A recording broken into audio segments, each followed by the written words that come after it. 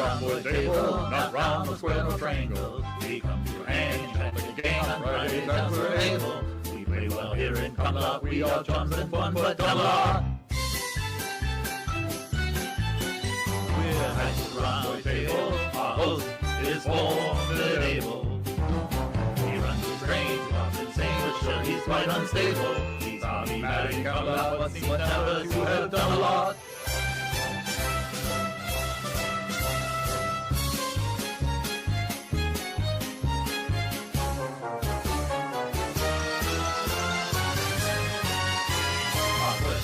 Label, quite incomprehensible. Blue wrench in hand, we have no plan but to sit and hear God's babble. It's a lazy time in Camelot.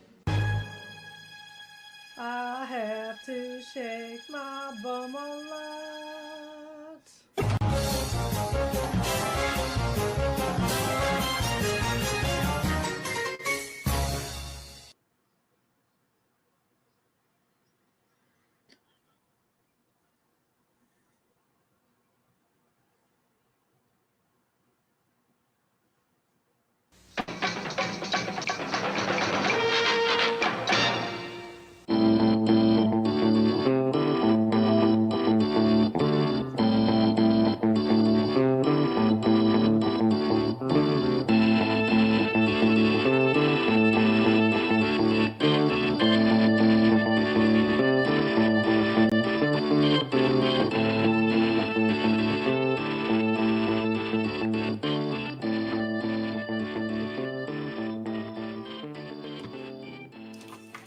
This channel is a not-so-proud member of YouTube's all-encompassing special society of heavily overwhelmed layout enthusiasts. Check any railway show, check any railway club, check any layout, check your own house. You'll find one of us somewhere. Warning, the content of this stream is not suitable for children under the age of 16. The topic, language, themes, attitude, and personality of the presenter is not appropriate for anyone, much less children under the age of 16. Topics discussed will not center on trains and will focus on anything except politics. It just happens trains are running. Any similarity between characters, situations, trains, and intelligent thoughts is strictly a coincidence. Any rebroadcast or transmission of the stream without the express written consent of Major League Baseball is strictly prohibited. Viewer discretion is advised. Remember the 3 rules for model train layouts and pretty much anything. It's your layout. Do what you want as you want. Do not tell someone else what to do unless they ask you directly what they should do. Do not call out, mock, criticize, or insult another channel on your channel or anyone else's channel. Thank you for your cooperation. See it, you'll love it, and it's all done in the best possible way.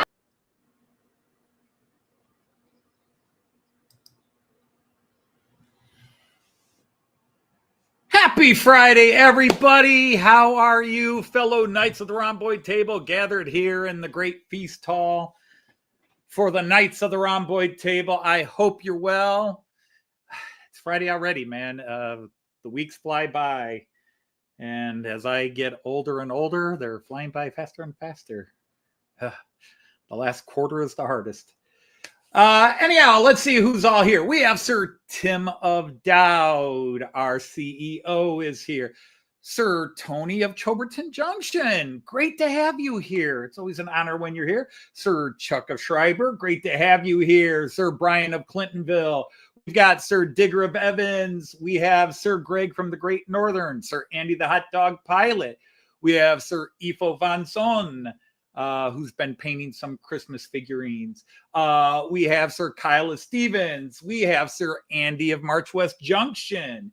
We have Sir Dino of Model Railway Shed. We have Sir Simon from SJ Train World. Great to have you here. I believe I saw it. Is it Steve or Dave? I did not see which one we have here, but welcome in. I think it was Dave, Sir Dave of Stormy Sky. If not, Sir Steve of Stormy Sky.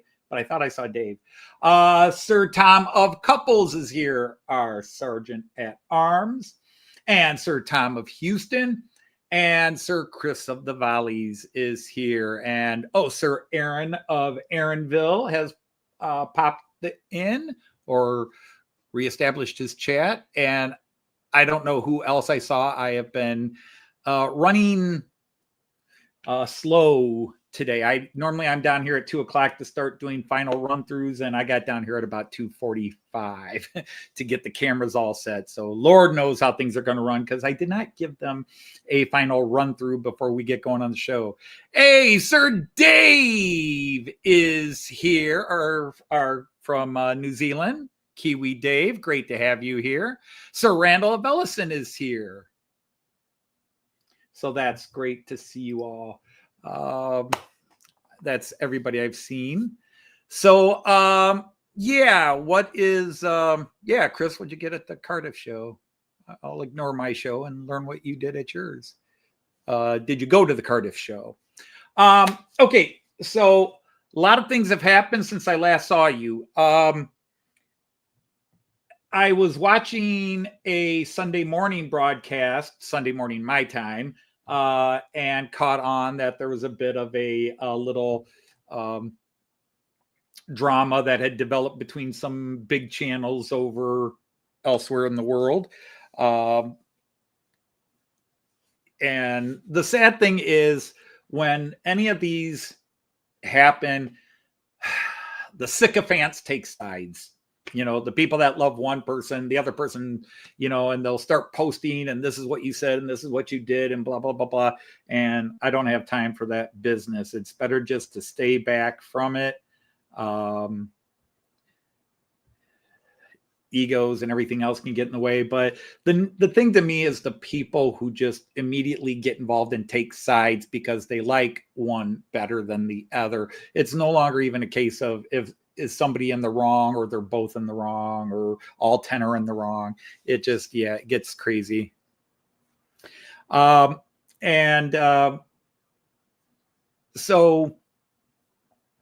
I've had some people talking to me about that off camera and off screen, which I'll leave it there. Our good friend Jean Ricard, I haven't seen him pop in yet. He's had a hell of a week dealing with the passing of his aunt, and he was the only close relative, so he's been in charge of a lot of things, and he's had to go back and forth between his home and all the way out to Copenhagen, which is a long drive, pretty hefty drive to do that, 4 hours or more. And then some various family and friends, a former student of mine that I took to Germany, his mother passed away. And she was one of those great supporters of what I was doing in my teaching career. And we knew she had cancer, and she finally lost her battle with it. So I feel really bad, because the student has been through kind of, since he left high school. I keep up with a lot of my students, and he's had some phases in life that haven't gone well. And my daughter is actually teaching this year. My wife is teaching my student's daughter, the granddaughter of the woman that just passed away. So that's been rough. But let's go on to more positive things. I got an odd delivery, and it's not odd because I was expecting it, but it's odd because I wasn't expecting it so soon. And it was odd because it also didn't come with extra taxes attached, and it did come from overseas. So maybe there is a level that I was not familiar with, a line. But I got a delivery from Lipa, and so the boring stuff. I picked up a whole bunch of, these are called current conducting close couplers. Everybody say that 5 times fast with me. Current conducting close couplers, current conducting close couplers, current conducting close couplers, current conducting close couplers, current conducting close couplers. Okay. And yes, I have to bob while I'm doing it. Sorry. I replaced the standard couplers on my Amtrak group of cars with them. I've also bought a whole bunch of these. These are the little ground spring and set. This is for picking up the negative current off the axles and taking it in when you want to light coaches. So I have a project that I'm preparing to do. One of my, you've heard me talk about it over a couple live streams. I've had a double slip acting up. And I've kind of investigated it. And basically, one of the swing arm pivots is broken. So sometimes when it goes to swing, it just pops out. And other times it'll work. So it doesn't always completely close. So I'm going to have to ruin my beautiful grass work over there and dig out that double slip and put the new one in. So I got a new double slip. Hey, did I see Sir, which Ray is here? Ray Bertelson is here. Hello, Sir Ray.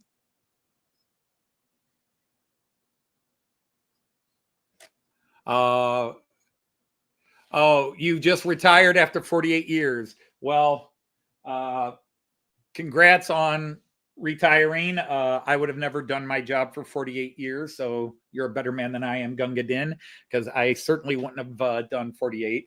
I debated, I was supposed to do 30 and then out, but they changed the rules and I had to go to 35. And then I wound up going to 36 to adjust my retirement benefits. Going that extra year created a new algorithm that gave me a much nicer retirement. But congrats. It's nice, fewer and fewer people are going to get to retire. And the nice thing is my retirement, the way it was set up in my occupation was that my retirement is very close to, I think I've taken about a 7% pay cut when it's all said and done. My retirement is about only 7% less than what my take-home pay was when I worked. Anyhow, but the other thing I got. So let's go. Let's keep talking about just doing not a live mail call, but a live going through the mail call. The Fowler and the Note Christmas calendars finally came in, so I've got them. And so beginning December 1st, I will have 24 straight days of my videos with these. The popularity of those videos is dying. Each year, fewer and fewer people watch the videos, which is weird because my subscriber rate goes up, but the views go down as I continue to not do the things YouTube algorithms want you to do. But so for the, what is this, third or fourth year in a row, I'll be doing these. It started when one year I saw Richard Trains in the Attic used to do it every year. I forget which one, the Fowler or the Note. He did one of them and he would reveal one figure a day.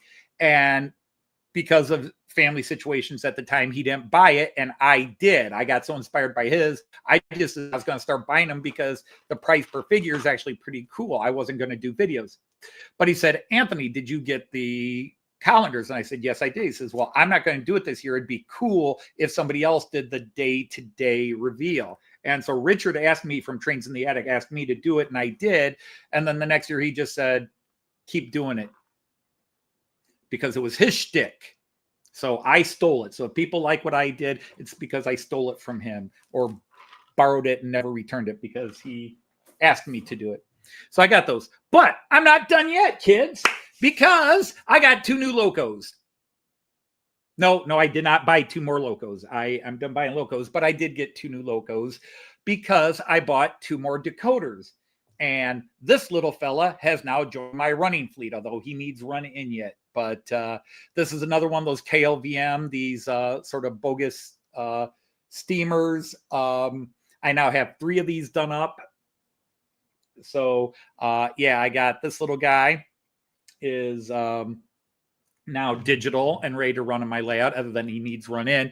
And the other one will be making its appearance in our live stream today. So enough of that. Hey, Sir Clive, how are you?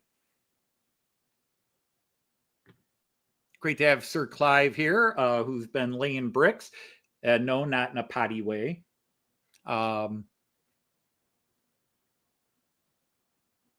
Let me see. So let's go to there we go. So here are the guys we are running today. And unfortunately, I forgot to move the guy back into camera. But way back there in the back is the new guy, and we'll introduce him after we get everybody else going. But the big news is finally, now I already posted a video, so it's not new, but making its live stream appearance is my full Amtrak ABA unit with 6-car set. Now, Eric from Bahn Eisenbahn had to one-up me. He went to a train show in his club. He took his set of 6 cars and added to another guy's set of 5 cars. But that is an Amtrak F7 ABA set. So very pleased with that. It's a gorgeous train, but I already posted a video of it. So celebrating that Amtrak's arrival on the live stream today, we are going to run another Amtrak. This is a fictional Amtrak. This is by the company Piko. It's an ICE3. It's been on my live stream before, but it's an ICE3 done in, what is it, Phase 3, Phase 4 Amtrak livery. So we'll get him on the move.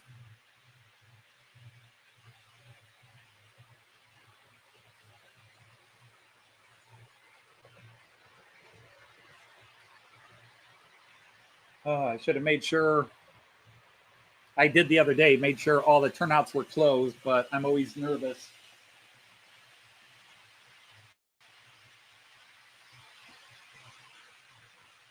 So he's already done his loop. All right, running in lane 3 is a freighter. It's just 218 with some container freight. Nothing too special about it. It's just those of you that like your freight trains, I do try to hook you up with at least one train that's freight.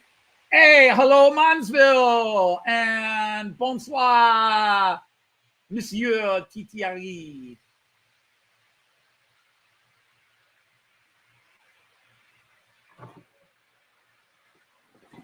And then running it on the short loop, and I don't even know if I'll run this the whole 3 hours. This is an ICE Amtrak. Now, this is an actual Amtrak. This ran, it came over to the United States, I think, in 93, 94, because Amtrak was thinking of buying these, what are they, Siemens constructed, this brand of loco. And so there were some ICEs like this that did run in the United States, 93, 94. I don't know if they ever ran for a long period of time. I'm sure a couple of you know. I'm running it on the flat surface because it doesn't like the incline, and it does not, it needs a tune-up that I am apparently unable to give it. I have cleaned the motor and the gears, but it still runs a little rough.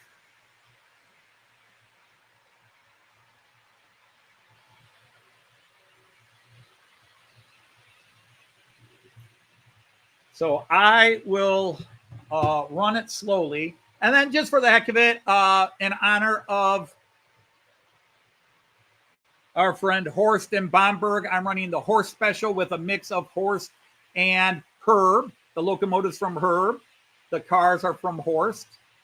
This old Era 4. Did I see Sir Jean Ricard has shown up? Hey, Jean Ricard. So let me get this guy in action if I can find, where did I put it? Whoop. Who did what? Who did what?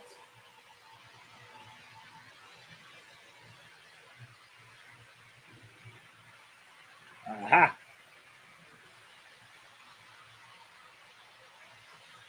Dude.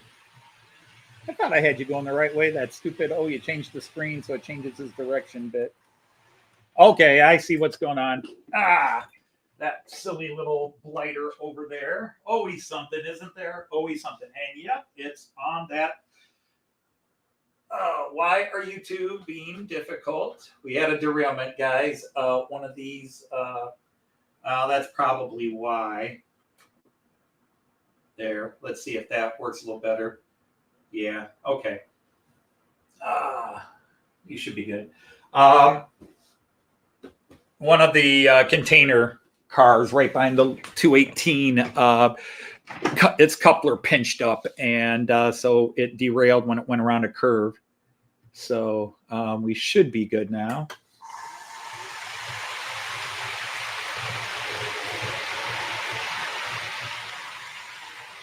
So the coupler had bunched up, and thus the buffers knocked it off the rail. Okay, and so I think that's everybody but the new guy in the back. A fun little story. This is a deep way in the back. You'll see it coming around. In fact, I'll try to catch it on camera.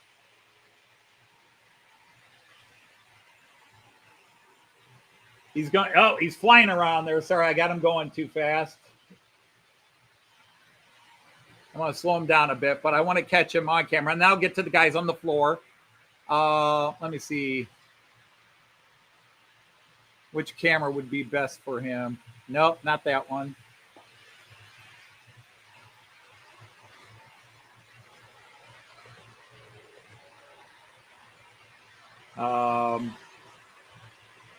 But anyhow, it's it's a little guy there. It might be the 11-lane view is the best. It's a little diesel shunter. It's a DHG 500. And Herb had painted it green, and he had a Persil train, the soap Persil. He's got a bunch of Persil cars, tankers, boxcars, and more. I've got a few of them on. And he just painted this green and put a little Persil sticker on it. It'll show up. I'm going to do a video about them and release it this weekend. You know, another digital to analog. All right, dude. Who caused that stop? Oh, all right. I'm just going to take it out. I'm not going to fight with it all day. Oh. Dude, why are you being such a scumbag? Actually, let's maybe get rid of the short coupler on it and go with a long coupler and see if that solves the issue.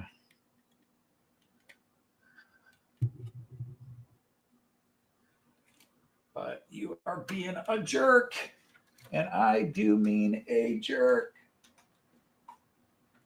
It's always something anymore. There's always just one car that just wants to cause problems. And these are designed. They came with short couplers. So why they're being such a Tweety bird, I don't know. All right, I'll give it one more time around, see if the short coupler helped. Of course, it would help if I actually re-railed it, wouldn't it? This time the gremlins are me and not any real gremlins. Of course, in the practice run, there was no problem, but something's causing it today to bunch up, and I don't know what it is.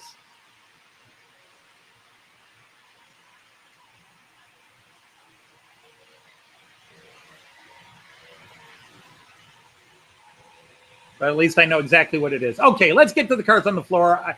I apologize if I'm not giving you a great view of that Persil. Maybe I'll catch it. I'm just going to stop everything there. There you can see it in the background. I'll just stop everything for a moment. Hey, Sir John of Mystic is here, the Royal Alchemist. But there you can see it in the background. It's just a very generic diesel shunter. They released several of these in different colors. I've got the blue and the red. This one was a red one, and Herb repainted it, or somebody repainted it and Herb bought it. But he's got a whole bunch of Persil cars. You can see there's some Persil Persil. There's a tanker and a chemical silo wagon and so forth. And I've got a couple of cars over here I forgot to put on because I forgot I had other Persil wagons. I was just thinking the chemical cars, oil and chemical. So got a nice little Persil train. Did somebody say Grandpa Rails is here? Hello, Sir JD. All right, let's get to the floor, and I'll show you what's running on the floor.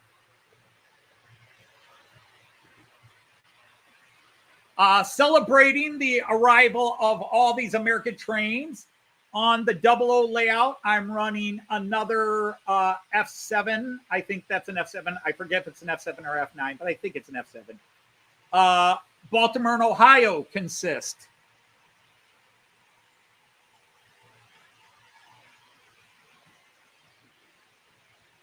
Just needs to warm up and get going.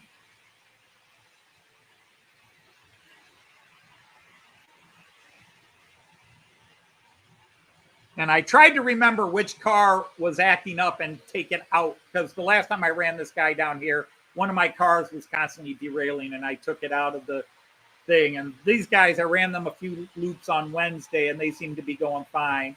And then on the other lane, because I don't want to completely dismiss my brothers from the UK, I am running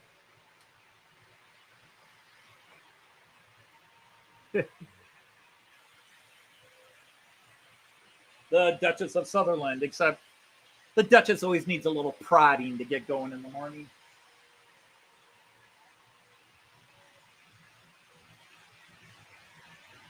Come on, you ladyship, time to get going.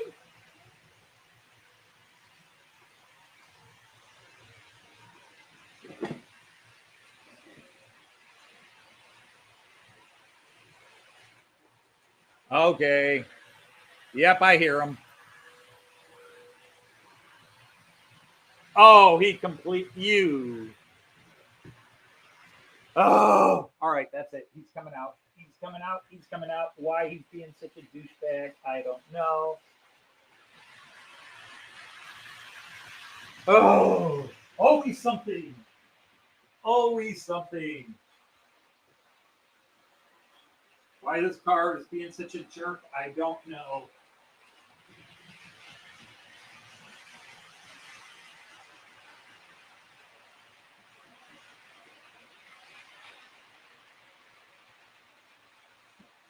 All right, dude, I hate to tell it to you, but you're fired. You want to be a jerk, you're out. I'm tired of fighting with you.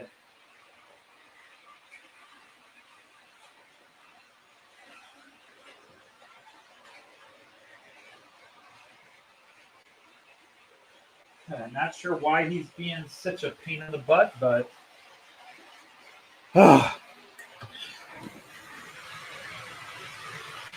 wheels are okay. But yeah, he totally uncoupled. You went on a train journey from Norwich to York on the Duchess of Sutherland.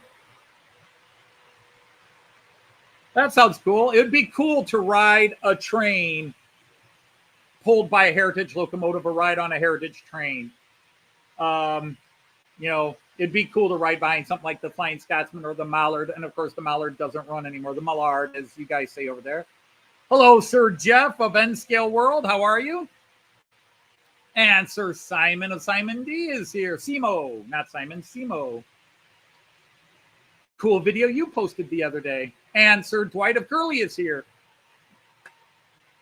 A lot of you posted videos. Lord Al posted a video about an hour and a half ago. I just started watching when I said, oh, crap, I'm late and had to get down here.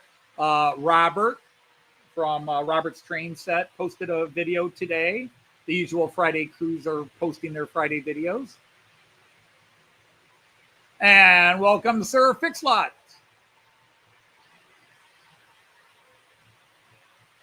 So hopefully we will now have some stability in my world, but it just, I don't remember the last time I had a clean start to a live stream. This one is minor, but this thing is run dozens of times, but for some reason today it wants to uncouple or derail. It just wants to be a jerk. So we will just take him off the tracks today.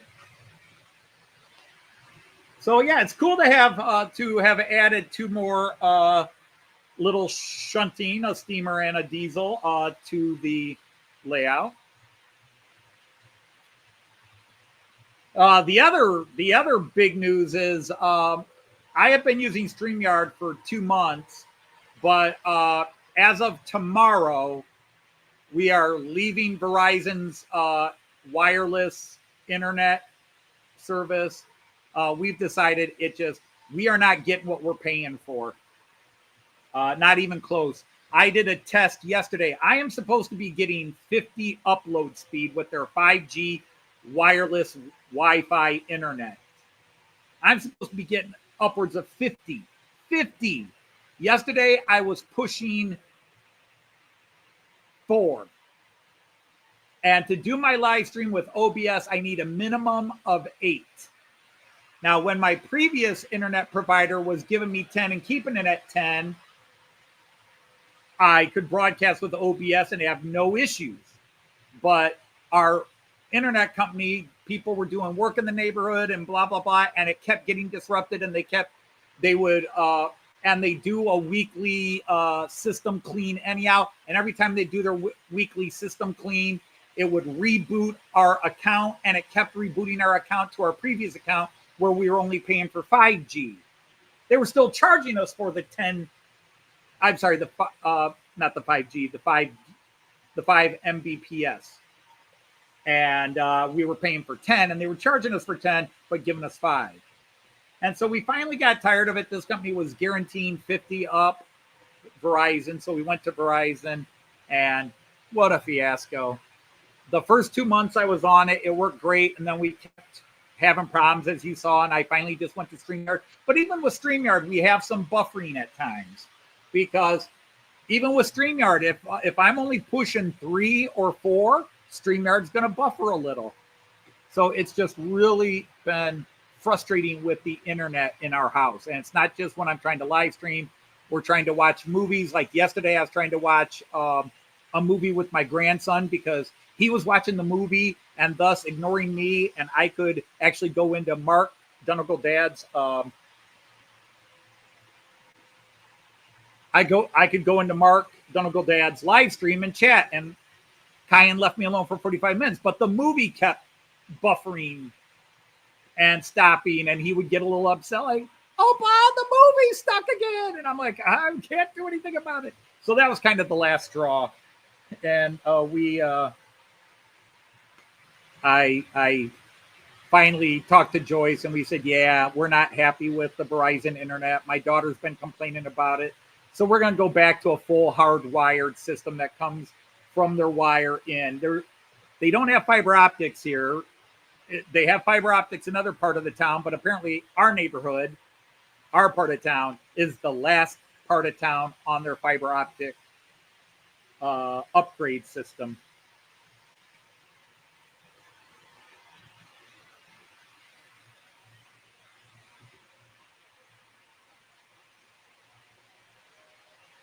Wow, we got 50 here today. Awesome. And hello to Mark, Sir Mark at Langton Road, and Lee at Anfield Road. Sir Lee at Anfield Road.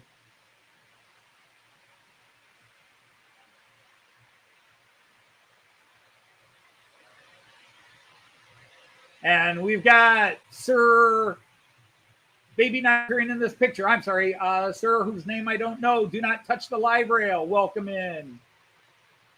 Actually, I touched the live rail a couple of times today while I was testing. And KJ was here earlier, and I didn't say hello because I didn't see him on my list, but KJ was here earlier. What is going on? It's not in reverse. It uncoupled, and why are you doing this? No.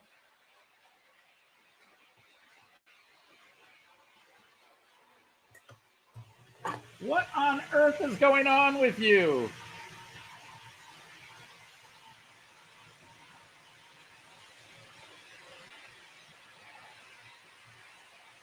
Come on. I thought I was going to have problems with the Amtrak. Instead, it's you, old reliable. What is going on here? I tell you. The gremlins are out. Ugh. Freight train issues. Ah, well. How did it just suddenly reverse itself? Actually, when I disconnected, maybe I spun the locomotive around. So it's not even a gremlin. It's me being stupid. Oh, it's been a couple of weeks of me being stupid in a lot of things. Now, if anything, it's changed the operator in this case.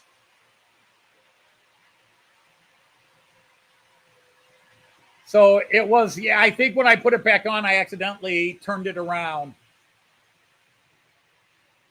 Just took a while for somebody, not me, to notice. Kind of hard to change tracks when all the tracks are occupied. But it didn't, yeah, it didn't uncouple in that case. It was going backwards. Because those yellow cars will always be at the end. They'll always be on the opposite end of the locomotive. And those yellow cars were going first for some reason. So, yeah, I screwed up. I had to disconnect it to take this car off, and I must have turned it around when I put it back on the track. Now, should I have looked and made sure it was going well? Yes. Did I? No. Yeah, absolutely, squirrel. There's a problem between the chair and the keyboard.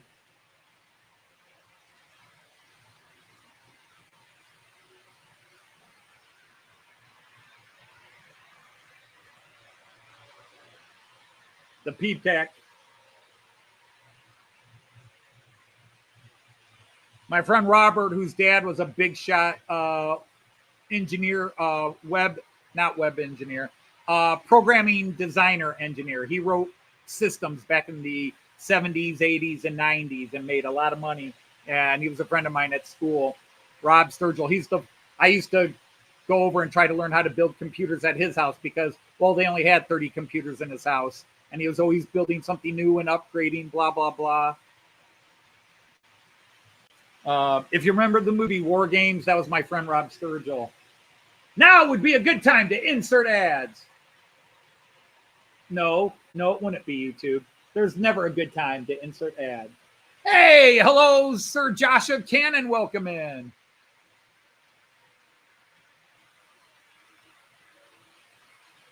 KJ, yeah, here the fiber optics run on the telephone poles. We're not smart enough to run them underground.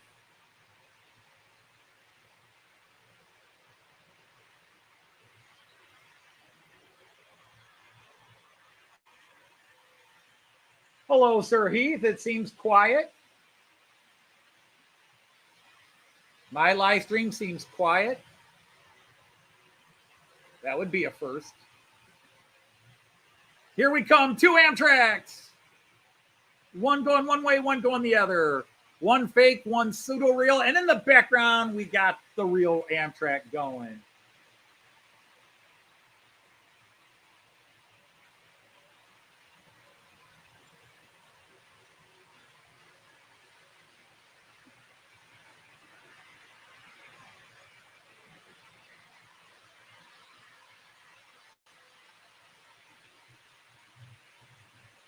I constantly get bombarded from eBay. You would make a lot more money if you did this. No, I don't do that because I'm not about the money. It's no problem for people who are and worrying about your views and making sure you're getting the views to get your money. But overall, my YouTube paycheck buys me one nice loco a year, and that's cool.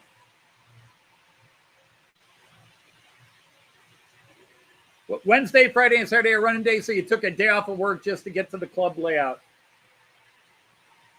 As I occasionally relate, I was a member of a club for about a year, and then Joyce and I, 9 months, and then Joyce and I were like, there's way too much we don't like here.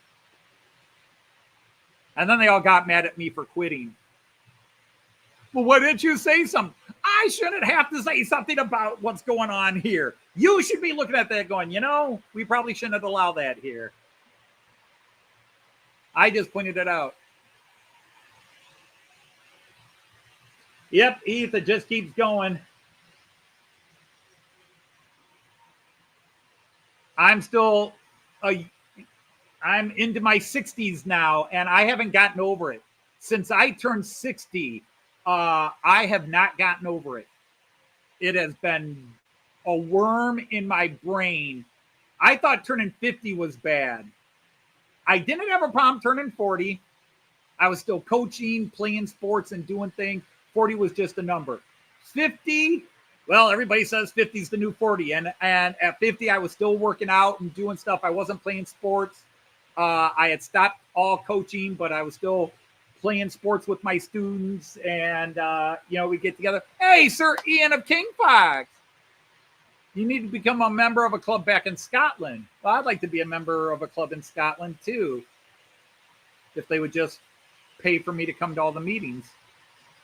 Well, we'll be in Scotland in June. We're going to be spending a few days in Inverness. And either while we're in Inverness, we're going down to Glasgow, or we're going to do a few days in Inverness and then a few days in Glasgow. And then over to Severn Valley Railway area, somewhere in that region. And then probably down to Yeovil, over to Kent area, Dover, Kent area, and then back home. Yeah, I get that because you've, of course, passed that number. But yeah, 60, turning 60 a while ago has really kind of forced a depression. I mean, for lack of a better term, it's kind of brought, I've been fighting a depression for a while. There goes that freight train now that the troublesome car and the idiot driver has been removed. It seems to be happily tugging away.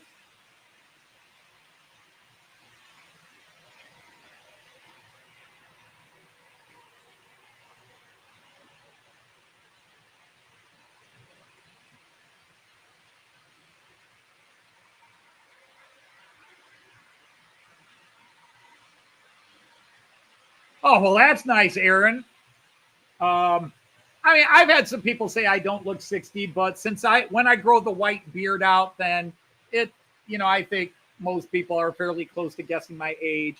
When I'm wearing the goatee, even Joyce says I look younger when I have the goatee, that I look a little older when I grow the full beard. Problem is I get sick of shaving, so I just grow the full beard.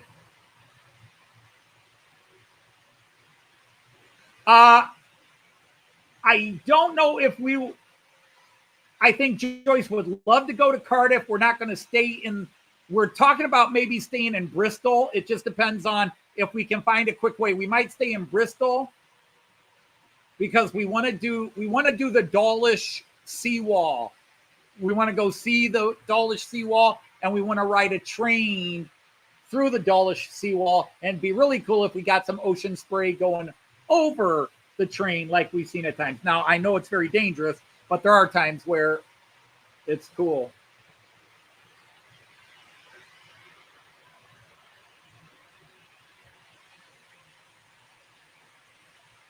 Hey, Sir Raymond of Legs, how are you? Have I got an EF66? Nope, no, I don't. I would like to get a Class 66 in HO, but I could also do it in 00 for the floor layout. I do plan on picking up a few pieces of 00 train stuff when I'm in the UK in June, when Joyce and I come there. In fact, that's what I need your help with, my friends. As you heard, Joyce and I are going to be spending some time in Inverness. Does anybody know, any of you Scots people, is there a good model train shop in Inverness I should be aware of? Or even Glasgow, because Joyce and I will be going to Glasgow.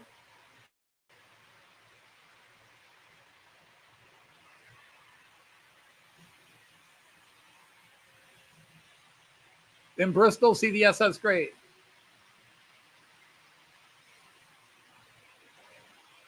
The Amtrak angle looks great. Yeah, it does look great on that. I really need, I'm yakking too much. I need to start going through. Okay, let's go back to up the ramp. We're gonna watch the Amtrak, the real Amtrak, go around. So here it comes around the curve, coming through the station. Go to the village view. I'm going too slow. We'll catch it on this view. There we go. That's a good shot of it right there. That's a good shot.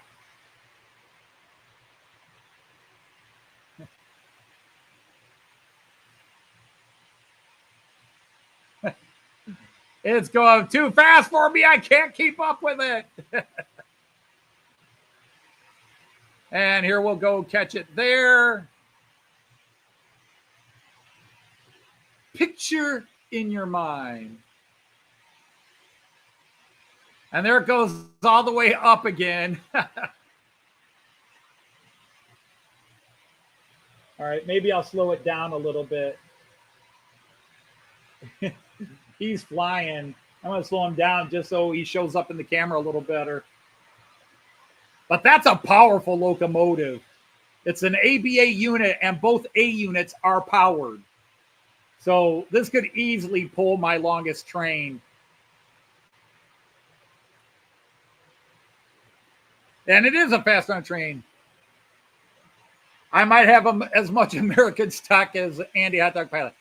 I don't know. I would like to get, I still want an Amtrak Phase 6. Now, here's the interesting thing. I mentioned it last week on the live stream. Eric Von den Eisenbahn went to a train show, and during he did a live stream from the show. Märklin USA had a display there, and they were showing a bunch of their one scale stuff. And they had, in one scale, they had 2 Amtrak current locomotives in the different 50th anniversary of Amtrak livery. So these would have been seen in 2022 and still seen because these locos still have that livery. And a group of Phase 6 cars in one scale. Now, and in G scale, they released through LGB. And it's like, well, if they're doing them in G scale with LGB, how hard would it be to make it in HO scale? It's not like they have to redesign it. So I'm hoping that maybe next year or at the latest 2027, they're going to say, hey, we got this new Amtrak celebrating the 50th anniversary of Amtrak with these Phase 6 coaches. And that train will be on pre-order.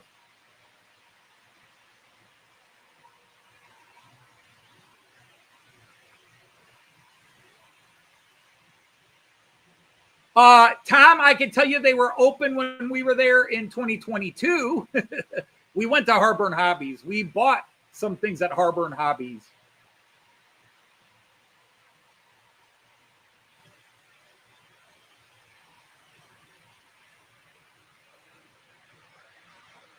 Oh, wow. You had a work event. Dinner jackets and gowns. Oh, I think Joyce would love to do that, but at the same time, Joyce looks beautiful in evening gowns, but it's not her favorite thing to do. She saves it for, even then she wore dresses and not so much an evening gown at our son's wedding, which was the last time Joyce dressed up. I mean, publicly.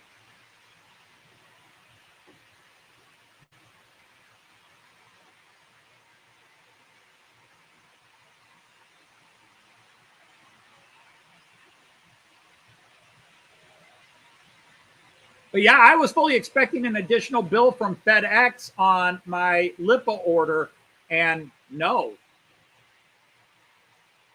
Now, granted, my order was under $200. I got the 2 decoders, the 2 rail, the 2 calendars, and these things. I did cash in some of my bonus. Mark, I don't know. It definitely won't be any big shows. What are there any big shows in June of 2026? Because that's when we're coming. We're coming in June. But it's like Germany. We were just in Germany this past June, and we were asking, like, are there any shows? And everybody's like, oh, June and July, the shows stop in June and July. Hey, Sir Christopher of Continental Christopher. Now, if you guys know Christopher's hobby blog, this is that same Christopher. He just has different channels for his different hobbies. So he's got a Japanese channel. He's going to do he's got a UK channel for his UK trains. And he's going to be going back to some Continental trains. Christopher, I saw your message. I just haven't had time to look at it. To look at the pictures in detail.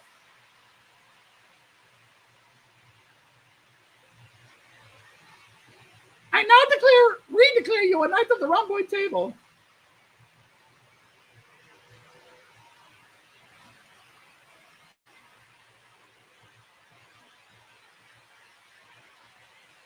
But I would love to. I mean, Joyce knows, I shouldn't say Joyce and I, but Joyce knows that I am definitely going to hit train shops wherever I can. Not to buy a lot, but to look and just get the experience again. We went to like 3 train shops on our last trip to the UK. But at the time, I didn't have a 00 table. In fact, it was that trip where I bought the Mallard that now went to Hot Dog Pilot because he gave me an even better Mallard. And then Joyce bought me the Azuma. And my 00 collection has grown quite a bit since then. Key Model World in April. Getz is Milton Keynes in October. I just don't think there's any. And then the local shows, I mean, I would have to know exactly where we're going to know if there's any local shows while we're traveling. See, the only thing, we know we're going to be in Inverness for about a week. It's whether it's going to be 5 days in Inverness and 2 days in Glasgow, or 7 days in Inverness and we go down to Glasgow for just a quick look around. I know this sounds terrible. Please, Shortbread Andrew and all my other Glaswegians, there's just nothing specifically in Glasgow that I'm like, I've got to see that. Edinburgh and things around Edinburgh had much more draw to me. But we are going to go up to Inverness and spend a few days up there. And then we're coming down to the Birmingham, Severn Valley region there. Not quite sure where we're going to stay yet. And instead of going to York, we're going to go there. And then from there, we're going to go down to Bristol or Yeovil. It just depends on what's easy, because there's some stuff just south of Yeovil I want to look into, family history stuff, and I want to see if I can find anything on it. You have 5 train shows. We have 1 train show in Toledo, where I live. I live in Toledo, Ohio.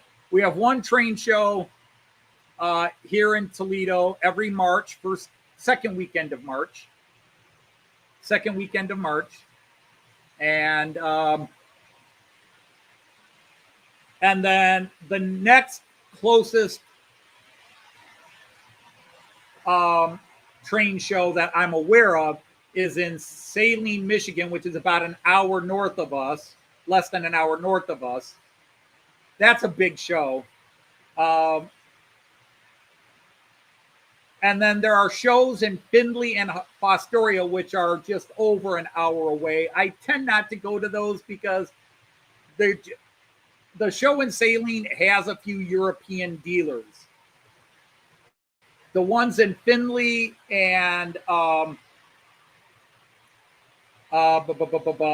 Fremont, those areas, they tend to be all American stock with a lot of bow gauge, a lot of Lionel stuff. So I tend not to go there because there's not much to look for. But now I am looking at some American stock because I would love to get a New York Central with that black and silver or light gray, the black cars with the light gray. Those are gorgeous. Those are some of the sexiest livery passenger coaches I've ever seen. That black with the light gray or silver stripe down it. Wow, I saw those at a show a few years ago, and that was the thing that really planted the bug about getting an American train.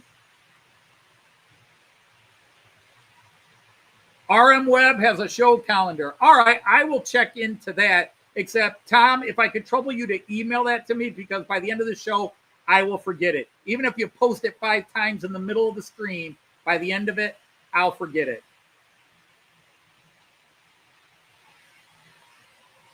What's that, Evo? Maltrain Outside is the one and only has.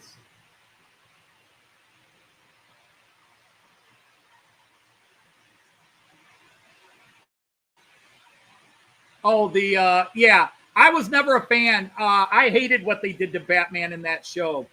The only reason I watched that show was the 3rd year with Batgirl.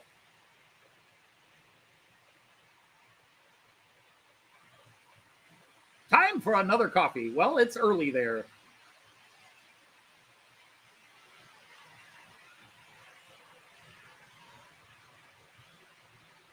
Meep, meep. Except the Roadrunner's a Plymouth.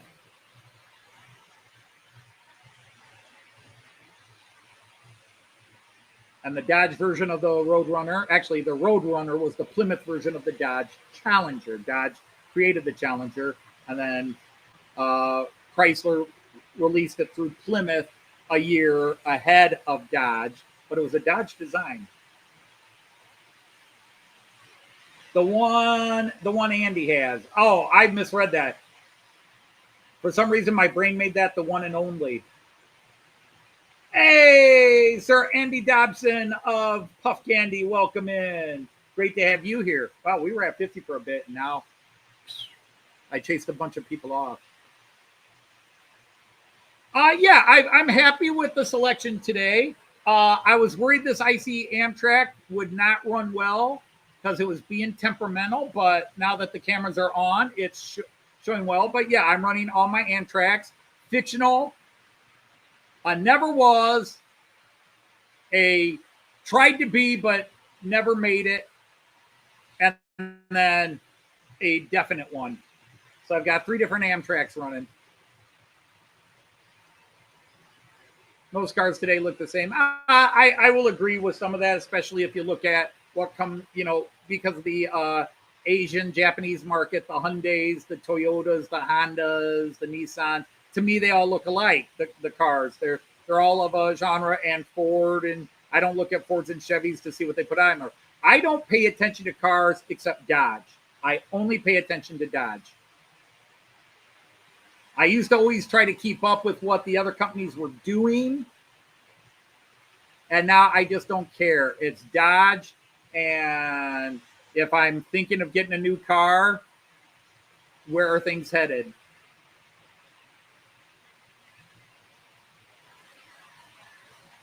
Footplate Model Shop next to the Severn Valley. Oh, hello, Sir Carl, and thank you for that info. Because, yeah, when we get closer, when it gets into May, I will be asking you guys to start letting me know shows, if you know of any, and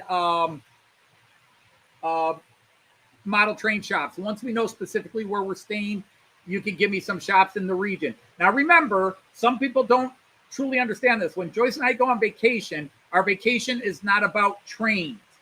But because I'm into model trains and we like to travel by train, we do look into some train stuff.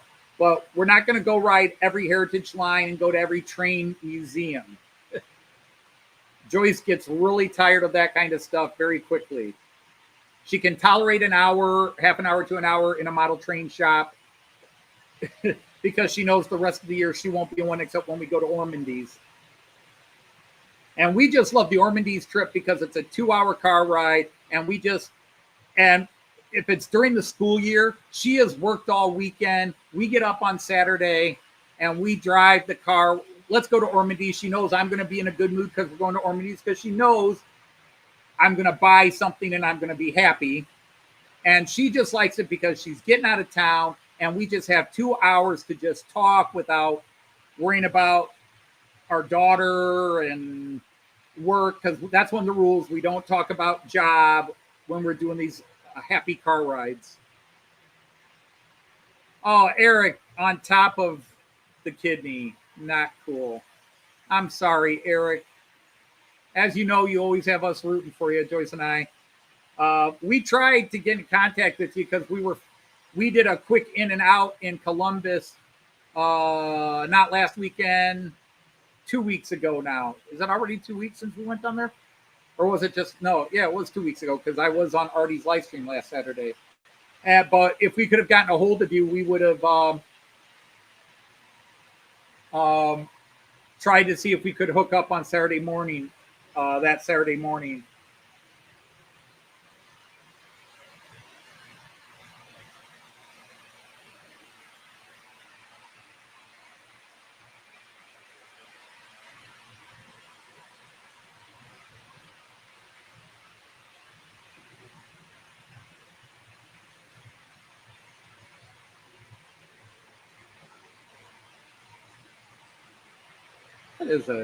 I like that view, especially now that it's mostly grass. But you just got that nice diagonal slat of trains coming in close and trains in the distance going both ways. Like there's that beautiful German era 3-4 tin plate set. Just a cool livery.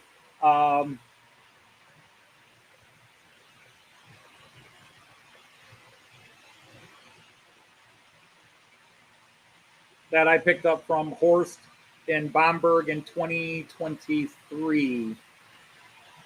Because we did UK in 2022, Germany in 2023, Australia in 2024, Germany again in 2025. We're doing the UK again in 2026, June of 2026. Right now, it looks like we're doing Australia in 2027.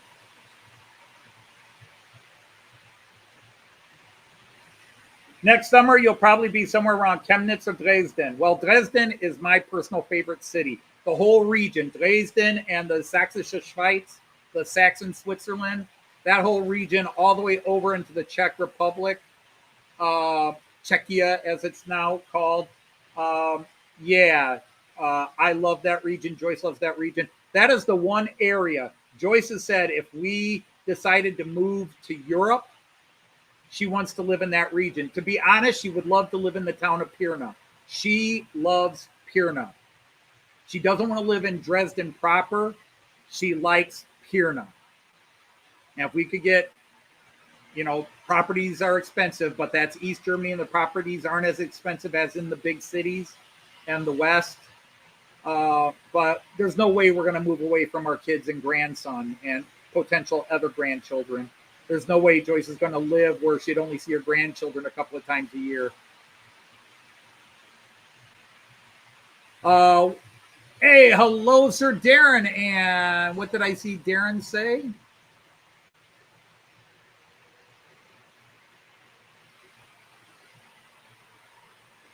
Just jumping in. Oh, okay.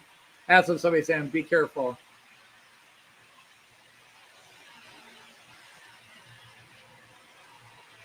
So the next time we go down, which we're going to be going down to Columbus pretty much monthly, depending on weather, Eric. So there'll be more times. So we're going to go down in December. The last time Joyce had things to do, so we instead of going down, we left on Friday. We got to our hotel and stayed up late, and then we got up in the morning. My son wanted to do brunch. So we hooked up with my son about 10 o'clock. So we slept until like 9:30 because our hotel is 5 minutes from my son's house. And I was like, oh, crap, we missed breakfast. And then we had to hustle off, and my son wanted to do brunch. And then we went to the Franklin Conservatory and Gardens, which was absolutely beautiful. And we saw the G scale display that was there by Bill Pullis or Dulles, whatever his name is. Absolutely fabulous. It was very cool. All the buildings that are hand carved out of pieces of chopped down wood and driftwood. Amazing work.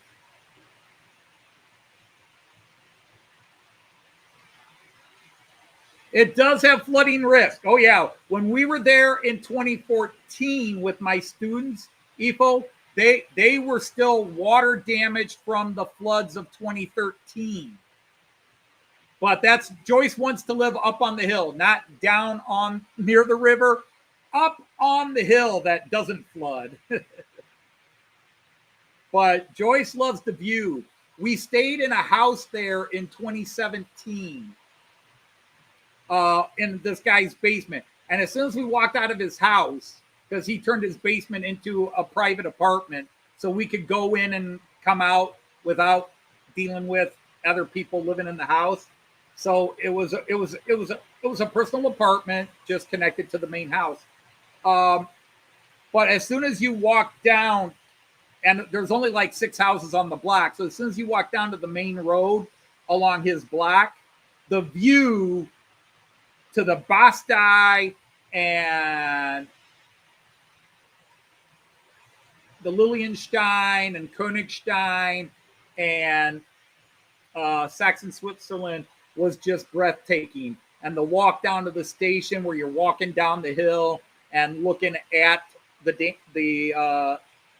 not the Danube, the Elbe River and Sonnenstein Castle and all those, just beautiful. Well, hello, Julian. There's a name from the past. Hello, hello. Welcome to my little model train world. Or big model train world. Let's face it, it's a big table. Fat agony. Yeah, Julian, people here, yeah, they know I was a teacher, but they like students to come in and spill the dirt. They want you to tell all the horrible things I did as a teacher. What a bad teacher I was, how mean I was.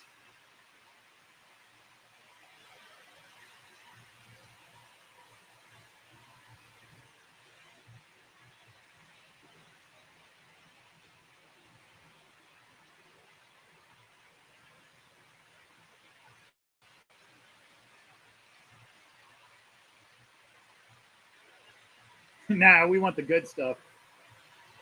So what are you up to, Julian? Wow. All right. Now you're gonna make it sound like I paid you money to come in. The check's in the mail. All right, Efo, good night. Have a good rest. Thanks for hanging out as always.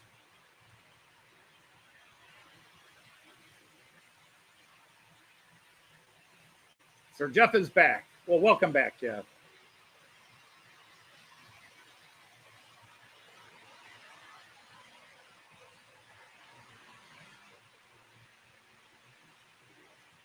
The Sumbish has a ride.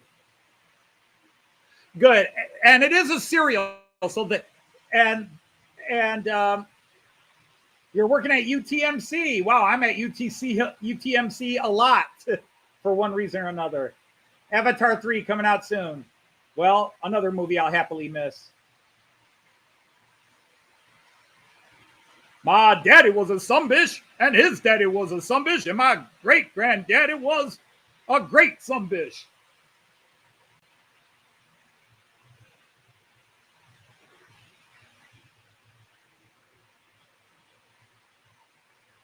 I was so nice to you.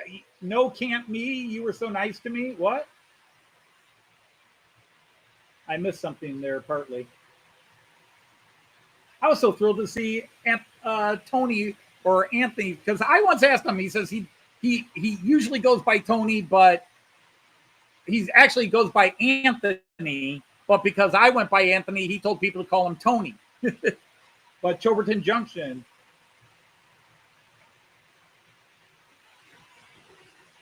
Eric would tell me that he would watch stuff Joyce and I did, either the Matt Clark or some of our songs, and he'd be at dialysis and he'd start cracking up laughing, and everybody's just looking at him like, what's going on with you? But yeah, the Matt Clark, that is episode 1 of many, many episodes. I think series 1 had 17, 18 episodes. But when I first made that episode, I was not planning on doing a series. By the time I finished making that episode, I had decided to do a series. And, at the time, it was pretty popular. All right, you're very tired. All right, take care, Eric. It was great to see you. And hopefully we'll see you in the next few weeks.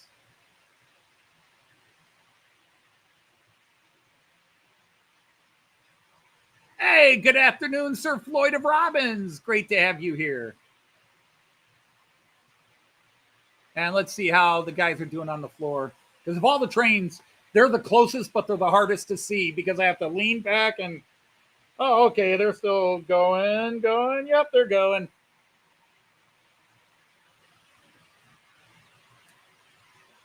Speaking of Matt Clark, nobody mentioned it because it's not that popular anymore. There was not a new episode today because somebody is dealing with I had to rewrite some things, and I kind of just have not been in a state of mind to sit down and sort it out and work through my writer's block. And the worst thing you can do is force it. And I really thought I'd be through it by now because I've been in it for 3 weeks. I did write a little the other day, hoping I would catch the stream of consciousness and go, yeah, here's where I want to go with this. The problem is I have a scene. I have several scenes that are going to be funny, but I got to get to those scenes and explain the plot. And I didn't want to do another scene that's just everybody talking. I wanted some action in it. And I'm finding it hard. Well, like, what can I do? Because if too many crazy things happen, if you're following Matt Clark's Series 4, it's already been revealed that their whole trip to Europe is a setup, that somebody's after them. And if you watched episode 5 specifically, you'll know they're serious about trying to get Matt Clark, even though Clark survived. But if too many crazy things happen, they're going to start going, wait a minute. And I like the idea for it to be a build-up reveal. But I know people, when they're listening to it, you want some good jokes and good action. And I have to do one more boring scene, and then I can get all the crazy fun stuff. And I've just been trying to force myself to accept that yes, I'm going to do something silly. So yeah, it's just, I got to, hey, Ben Ironwood is here. Hello, welcome in. You're still working on wiring. I caught a little bit of your last live stream. So you're with Julian. So I'm getting all kinds of, so not a former student of mine, just a buddy of Julian's. Well, I remember Julian. He was a super brilliant guy, and I can't say anything different after he just came in and told all these people. Hey, if you want to know what got me into this hobby, it's real easy. I started running. I did not play with trains as a kid. My dad bought me a set, and I never really played with it.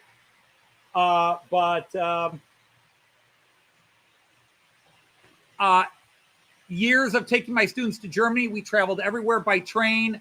I just realized how wonderful it was to travel by train, where I'm not stressing out driving and worrying about the idiot in the pickup riding my bumper and the old man or old lady driving 20 miles under the speed limit and swerving lanes back and forth. Like, oh, just get on a train.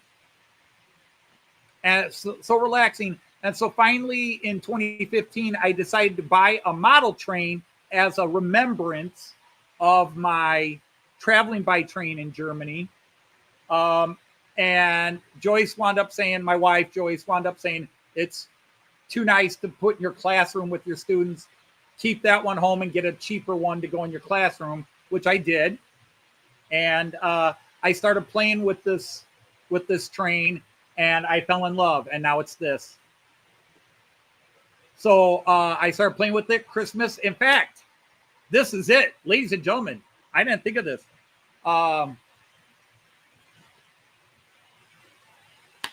Today is, if you can put an anniversary on it.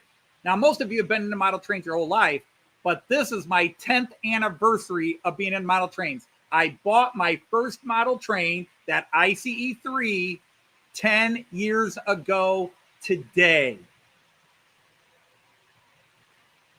I ordered it off eBay 10 years ago today, the 7th. It didn't arrive until the 15th. Joyce let me look at it and then took it away and gave it to me for my birthday. And then my kids bought me track for Christmas. But I started playing with it. I thought it was cool. And then quickly I had to have other trains. And originally I was buying trains I had ridden on in Germany. So that was the thing. Originally it was trains I had ridden on in Germany with my students. So, but I long since broke that rule. And I have way too many trains, except nobody would ever admit that. Hey, Simon, take care. Thank you. You have a thing for aviation and space? Yeah. Oh, yeah. I went through my space and spaceship and aviation phase. Hot dog pilot, one of my friends in here, is a hot dog pilot. He does model trains flying. You're off to the hay pile. All right, so everybody's going to bed. I have bored you well enough to put you to sleep. Cool. If I do nothing else, I could say I help you go to bed. An hour in here and you're ready to go to bed. But what that does tell you is don't listen to me while driving a car.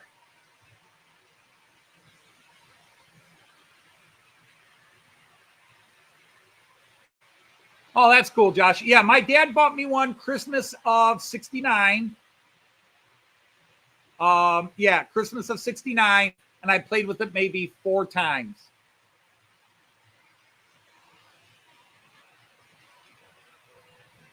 I didn't have a place where I could set it up. Actually, in the house we lived at when my dad got it, we had a place where I could set it up on the floor, but I had one of those dads that if you set up a toy and left it on the floor in your room, and he walked in there and it was on the floor, and you weren't playing with it, well, my dad wasn't at best, he took it away. When you're done playing with it, you will put it away. But I was going to play with it again in the morning.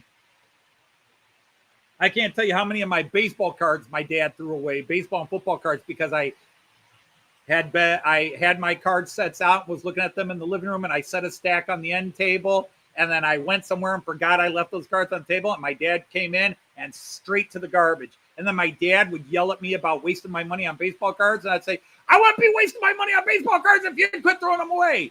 Smack. I don't know why I never learned not to talk back to my dad. But, I mean, I didn't talk back to my dad until I hit my teen years.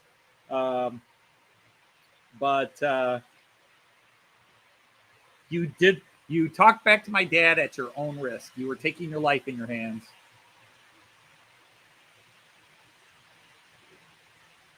Just don't auger in. Yes. Make sure landings are all landings you can walk away from.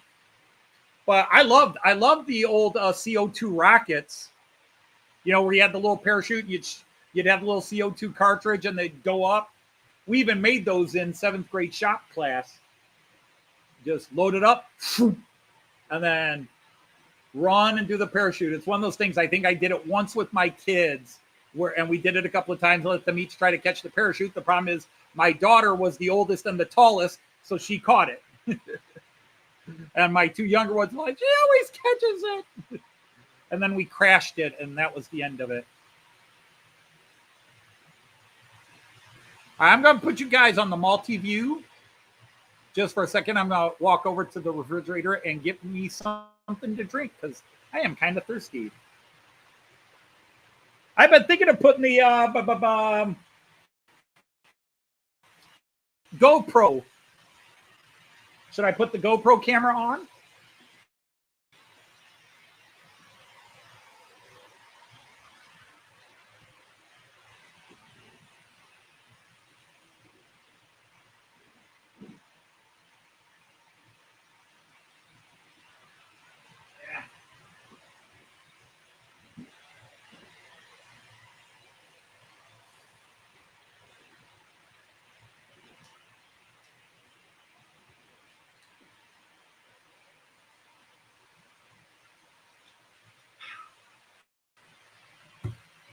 Let's set up the GoPro, shall we? Let's.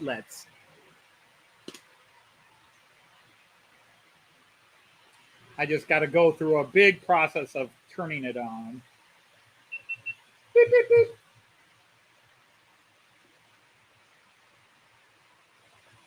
So I got to hook up Mona server. And then VLC. Then I got to go to GoPro Quick. I'm going to have to change all these settings again. Yeah, accept. Don't allow.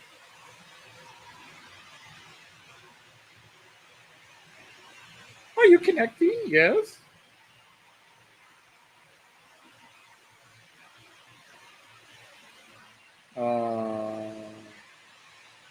Live stream. Other.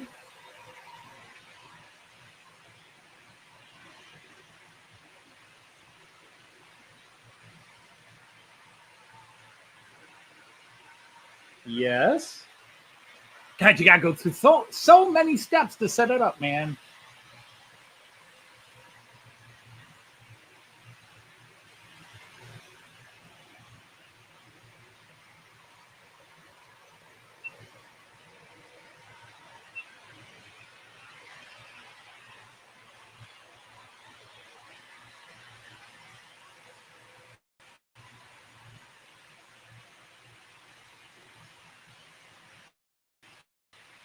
Okay, so where is the Amtrak? Because I want this on 1. All right, I'm going to wait for the Amtrak to come around again.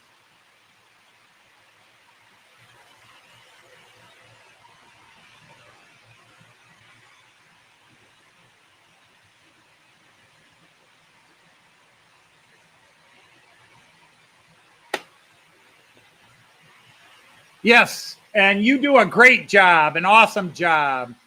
What did I grab to drink? A Coke Zero. I'd rather have a regular Coke, but I've gained some weight and trying to lose it again.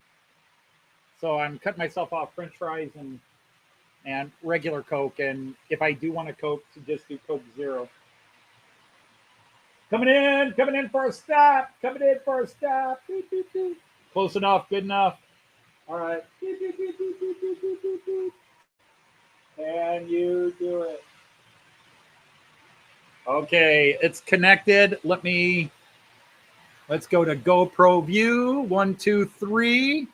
Bingo. Always takes 3 seconds. And the view will always be 3 seconds behind. But this is the GoPro. It's connected to my Amtrak. So think of this as you're sitting on a train and passenger. I'll try to drive them slow. This is probably one of the 2 best locomotives for running the GoPro.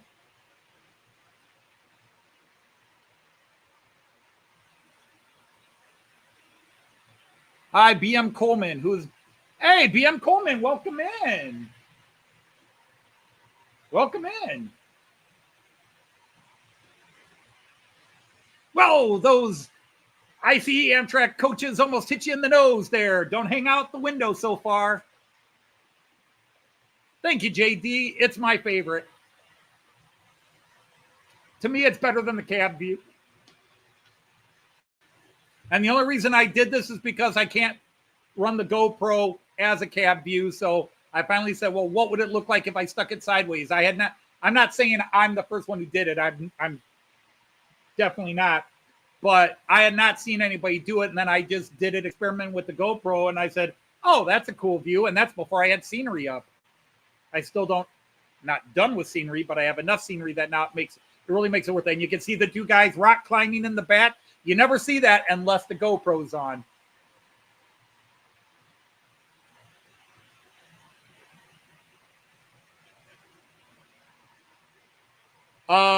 I have seen it, yes. I had some cats, and I don't have cats anymore because they like to go on the tracks and knock over my trains.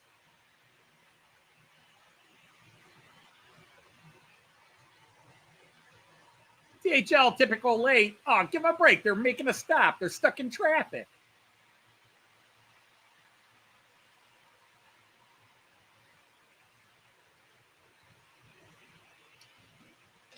The only negative is after it goes around a couple of times, you've kind of seen everything. But it's nice because this is the first time I've done the GoPro since I added some more little touches of scenery. What is the green HO ending by the houses they're building? The one that's moving? The one that's actually running, Josh? Because do I have a green HO loco out? So you got to be talking about the one that's running.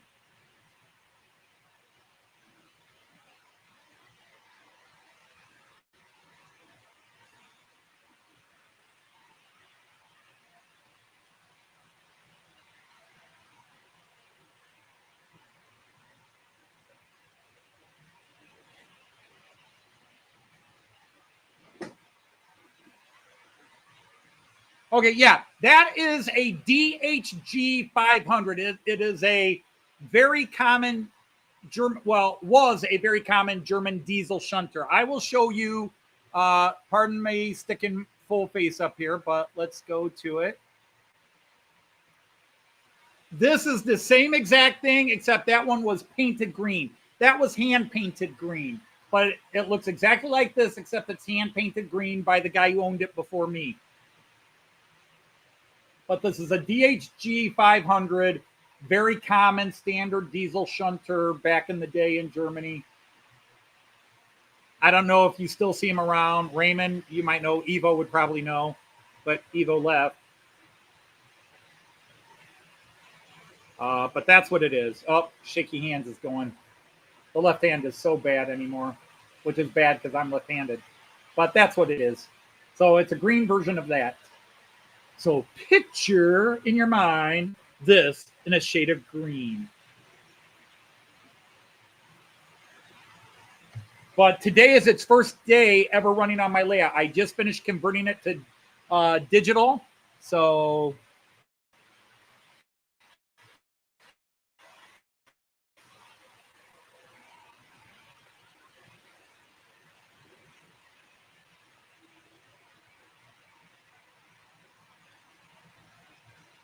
I thought I had the GoPro on this one. Don't I have the GoPro on this? Did I remove it? Yeah, where is it?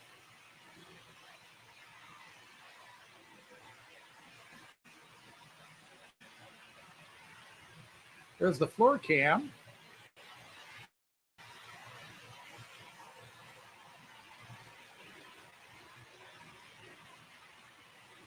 Oh, there it is. No, that was the camera. Where's the GoPro view on here? The GoPro view. Oh, there it is. I forgot it's inset down there. Nope, that's not it either. That's the brain.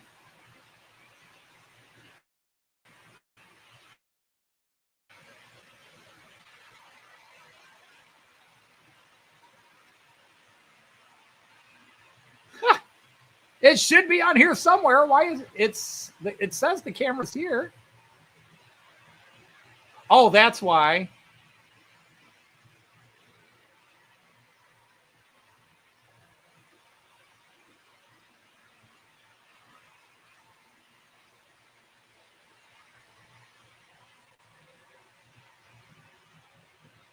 I need to change. That's why.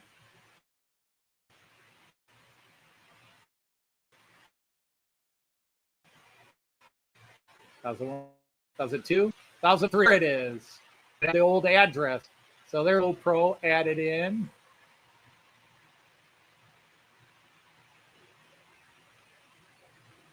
if you're watching on your camera, you're watching on your phone. This is just going.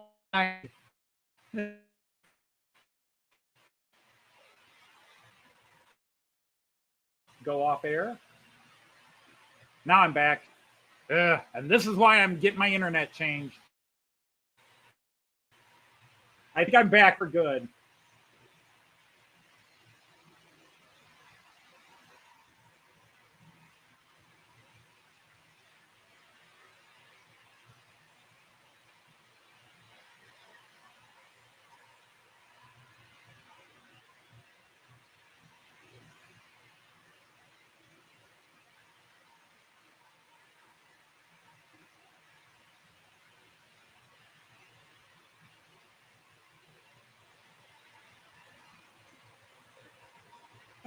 Well, StreamYard is not saying the internet is bad. Yeah, it's that time of day, and we are getting rid of this internet. We are on Verizon's 5G Wi-Fi internet, and it's been a disaster. The first 4 or 5 live streams I did were awesome when we switched to it, but since then it's been problem after problem. You try to watch a movie on TV, and everything starts buffering because it's not getting the signal. And every time we call their customer service, the people are nice. The people you talk to are nice, but the corporate headquarters has a policy. And so every time you call them and complain, they're like, move the box, move your box, move your 5G box, move your 5G box. Have you moved your 5G box? Could you guys come out and test and tell us where you think the box would best be at? Because we've moved it about 4 times.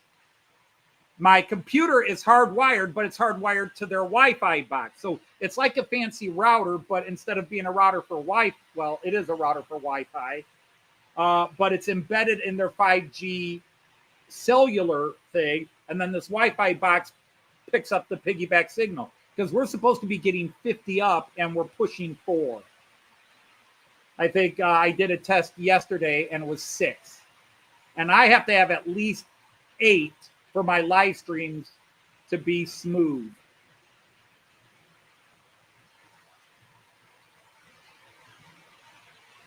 Yeah, the problem is our local company has been the original company, which is local, that we were with for 30 some years for cable and landline and everything.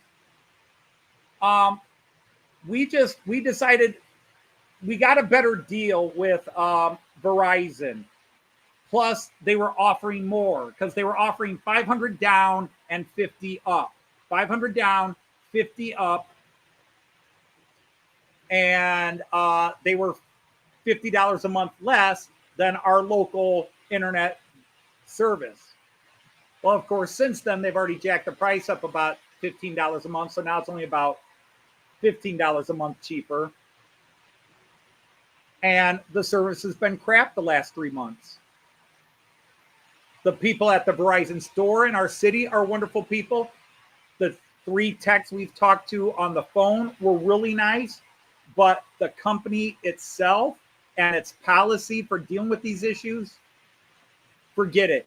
And that's the thing. The old company, our Buckeye Broadband, used to be called Buckeye Cablevision. Their customer service people are the best. It's why even though they're a little pricier, a lot of people stay with them because their customer service is better than any company, and it's local. And they'll send a tech out at no charge to look at the problem, and then he will decide if, yeah, the problem's on our end, no charge, or, well, you've done this, and therefore I have to charge you a service call. I am a Coke person. Cherry Coke. I am a Coke person. I do not like Pepsi. The only Pepsi I'll drink is a wild cherry Pepsi. Otherwise, like if I go to a restaurant and all they have is Pepsi and they don't do cherry Pepsi, I'll get water. I can't stand Pepsi. I can barely stand Coke Zero.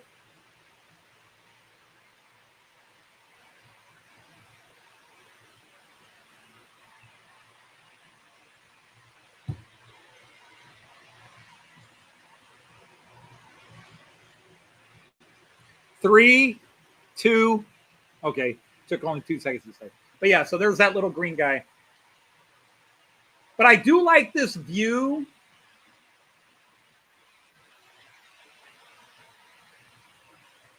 I do like this view when you got a lane or two between trains.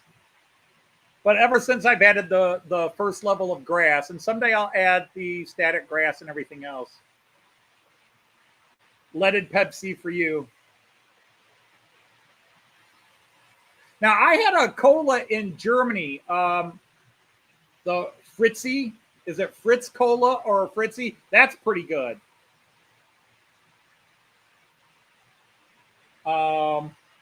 Hey, Sir Brian of Rock Rail Fan. Hello and welcome in. Great to have you here. Yeah, better deal. But that's just it. It was supposed to be better speed because my local company could only give me 10 up. If my local company could have given me 20 up and guaranteed it would stay between 10 and 20, because obviously your internet varies as usage and everything comes through. The more people on the internet lines, you know, you're live streaming, my neighbor's live streaming, somebody across the street's live streaming, but they couldn't offer me 20 up. The best they could do was 10, but every time they did a system install or system update, it kept rebooting my system to the previous 5 Mbps up. And it drove me crazy because I'd be doing a live stream and all of a sudden my live stream was crashing. You guys are here, you know that. My live streams kept crashing. And so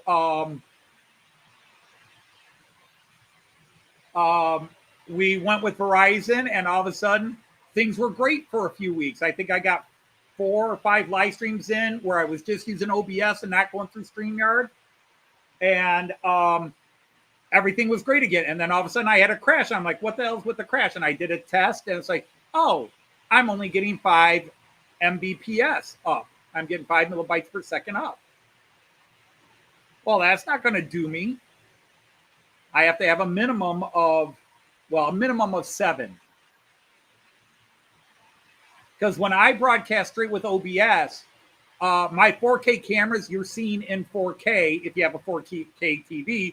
But even if you have just a 1080 full high definition screen on your phone camera or tablet, you would still see a clearer 1080p because the 4K is just going to be that much clearer. Now everything's in 1080p, although right now you're probably seeing things in 720 because I'm seeing, although now it just cleared up, I was seeing about 720 and maybe it had even dropped to 480 because my local internet, but StreamYard adjusts that and condenses your video file and the quality of your video to match whatever your internet is allowed, unless you crash all the way down to 1 or 2, and I'm trying to broadcast at 5, and then it's even StreamYard can't adapt to it. But I don't like using StreamYard. It forces me to do things. Where I have OBS, I have the OBS screen right here, and then I have 2 other screens, and I can have one thing here and one thing here, and it makes it perfect for running. But with StreamYard, I have to have a StreamYard screen up, and then I have to have 2 screens on this one because I got to be able to see the live chat as well as control 2 of my trains on my computer setup. And then I still got to have my OBS open here. But when I use OBS through StreamYard, it doesn't read the you can't open the OBS chat docs, because I'm always amazed. I'm always amazed when people say they've tried OBS and they can't figure it out. I mean, other than setting up your scenes, it's plug and play. My problems with OBS are not OBS. My problems are my internet.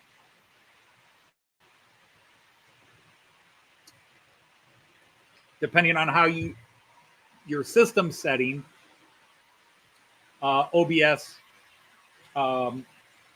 like me, I'm trying to send, if I have 16 cameras and 4 of them are at 4K, I'm sending 6,500 to 8,500 bytes per second up. I'm sending 6.5 to 7.5 megabytes up. And if my internet suddenly says we can only handle 3, then you're going to lose half of what I'm doing. Oh, well. Hey, Sir Craig from CMD. Another cool video from Bozzy. So thank you for sharing Bozzy's work. I don't know how you two hooked up, but it's awesome to watch Bozzy running trains in South Africa. It's just a shame we never get a chance to talk to the guy, because I'm sure he's got some great stories to tell. Now, this is a cool shot when you're running neck and neck with another train. That's a cool shot, if I do say so myself. Then going through the station. What I should do is stop it at the station.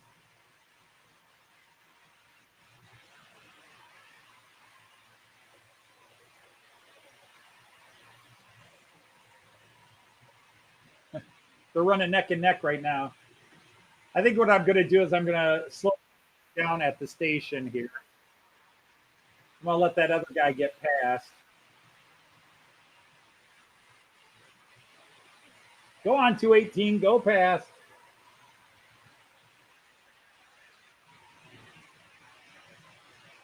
All right. Now, something you never really get to see, even in passing, is the one joke scene I have on my layout. Well, 2. Actually, it's one scene and one fun scene. But if you look real carefully here, I'll try to stop it as we get there, but we are 3 seconds behind. Okay, it should just be coming into view now. There we go. Santa's reindeer. This is they're on vacation, and the reindeer are letting it go. Now, what's hard to see is I've got the reindeer holding beer and wine bottles. One's got a green mohawk on. They're wearing big gold chains. You know, they're looking like they're looking like they came out of a couple of different gangster rap groups from the late 80s, early 90s.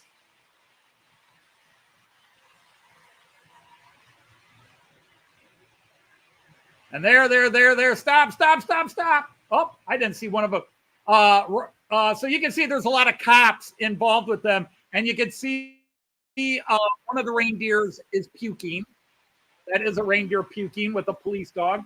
I didn't know one of my reindeer had knocked over. I'm going to have to go stand him up. Yes, oh dear. The oh dear jokes are flying. And Santa is getting arrested.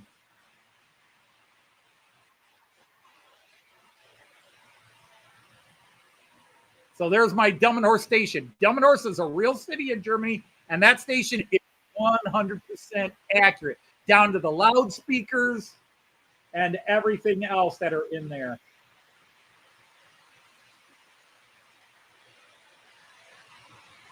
Yeah, oh, it went out of focus. I saw that. Well, I'll come back again in a minute. I'm going to go pick up the drunken deer.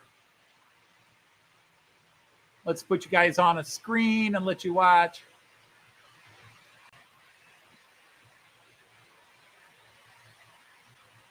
Oh, let's do this view. I haven't done this view a lot today. Where is it? Where is it? There. You don't get to see a lot of trains here, but I think you get some cool shots.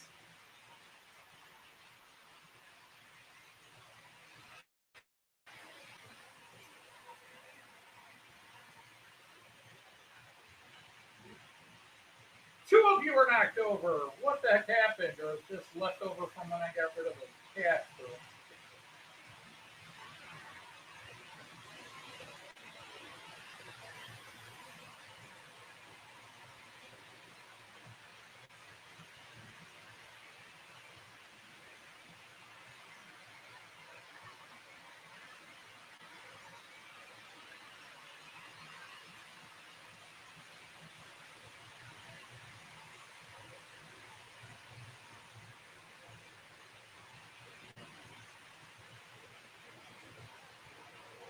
And part of the reason it went out of focus was probably just because it was so close to the camera, and the camera could not find something to focus on. So I don't know if I stop it again if it'll be better. But when it comes around again, I'll give it a try. Yeah, that's right. Mick's not here. And speaking of people not here, hi to all watching on replay or watching in the background. Mark, Uncle Dad, Lord Allen, and everybody. Okay, here we go. I just wish I could turn the station lights on. Unfortunately, I think they are disconnected. Let me see if this works this time. 2, 1. Yeah, there we go. But yeah, I think part of it being out of focus is just, it's so close.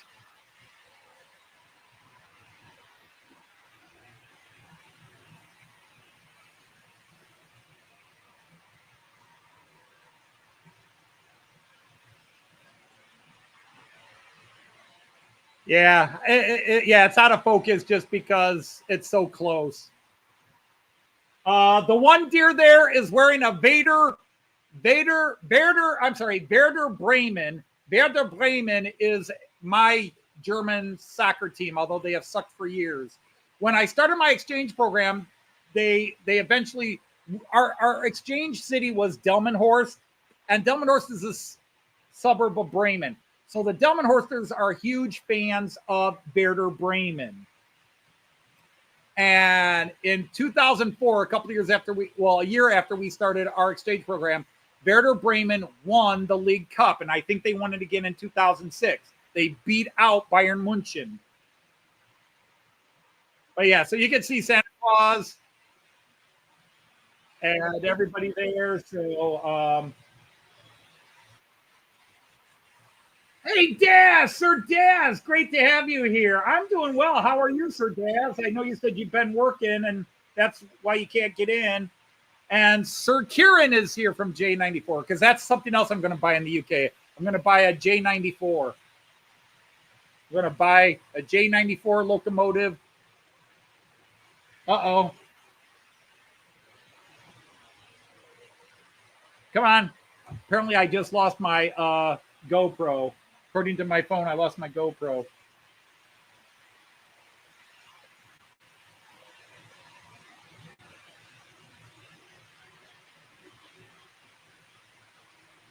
Oh, this isn't saying it.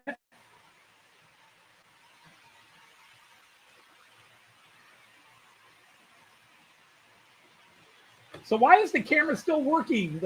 This says it lost it.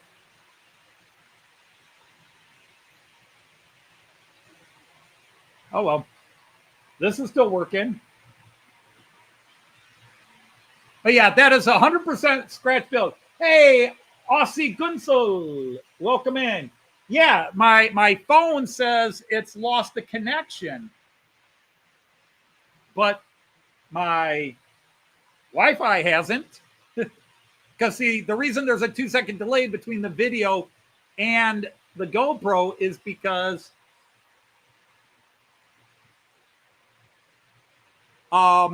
it goes from the camera to the phone to my a proxy server called Mona server. From there, it goes to VLC, which converts it into a file that OBS can read.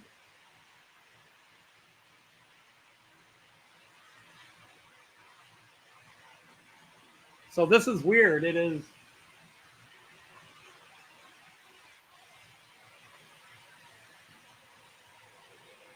That it's still working.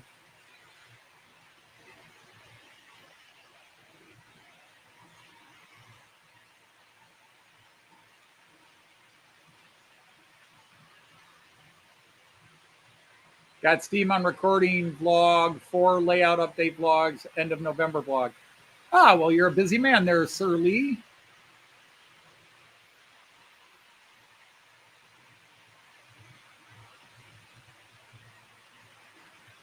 Well, it's because OBS does not have an easy way to add the GoPro as a Wi-Fi camera.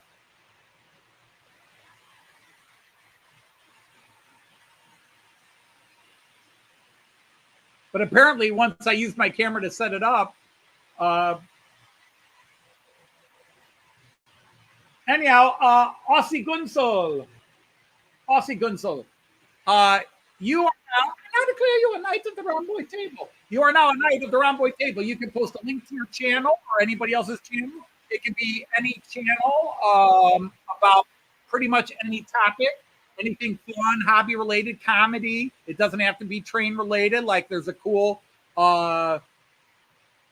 jet airport webcam you think people should check out, or a fly fishing channel you think people, anything. The only thing we restrict, the only thing I forbid is religion and politics. No religion, no politics. We keep that divisive stuff out of here.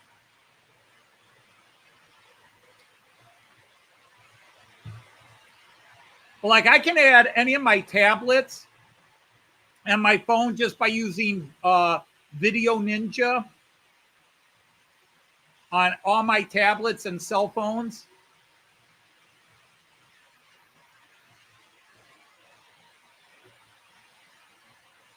How you guys doing down here? There we go. This is the floor layout if you're new to the channel, where I run anything that's DC. If you didn't know, we got a couple of newbies on my channel. My main layout is 3-rail. It's HO 3-rail from centered on a company called Märklin.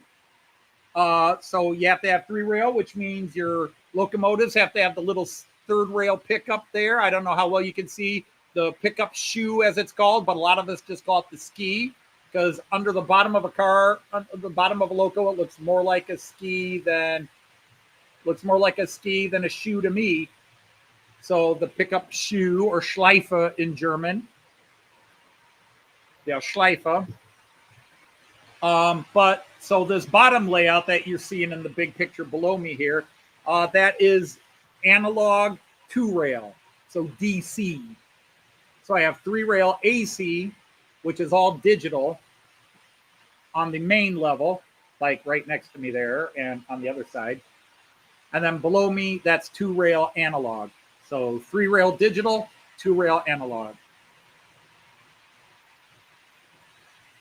What are thoughts on the 3i Atlas Comet? I think it looks really cool.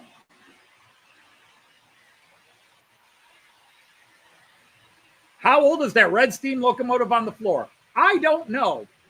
I bought it not even 2 years ago, like a year ago, used from my friend Brian Finn from Finnerton Central on YouTube. Lovely gentleman, and he has a used shop where he and a buddy, they go out and they buy stuff for really cheap. They buy stuff really cheap, and then they fix it up and sell it for a small profit. So you can find beautiful coaches that they probably picked up for £5 each, and they're selling them for $8 after they fixed them up and cleaned them up. And locomotives for 20 pounds, 30 pounds. Pounds of what, they don't say. You use OBS to play your PS5. Yeah, my computer is very high-end. It's not a gaming computer, but it puts the vast majority of gaming computers to shame. It could be a gaming computer. I don't have the highest processor in it. Like, I went with an i9 because the expense for an i11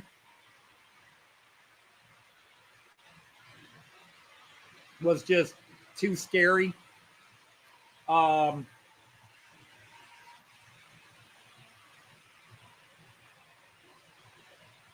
Yeah, every now and then OBS has an update that will it erases all your settings because it's a complete change. And so anything you saved in it, they don't save.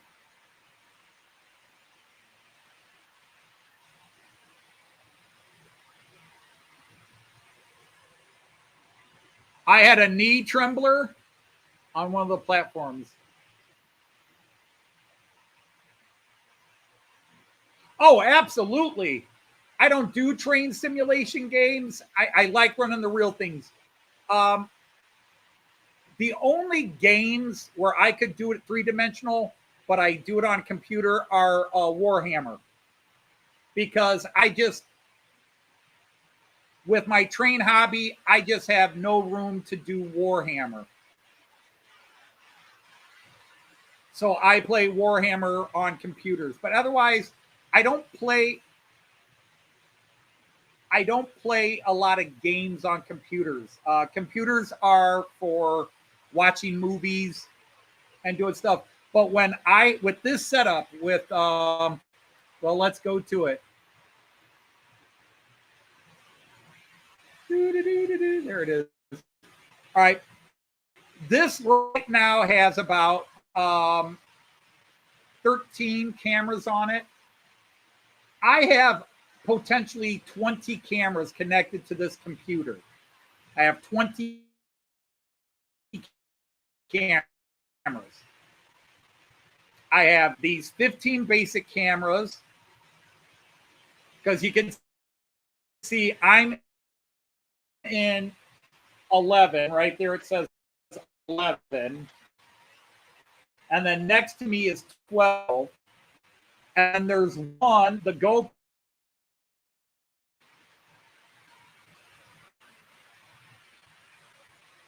I think I'm back. So then I've got the GoPro. That's 13.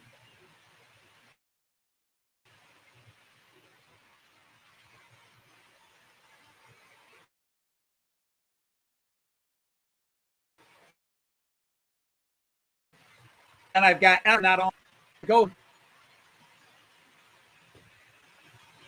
And now people know why I am getting rid of my internet.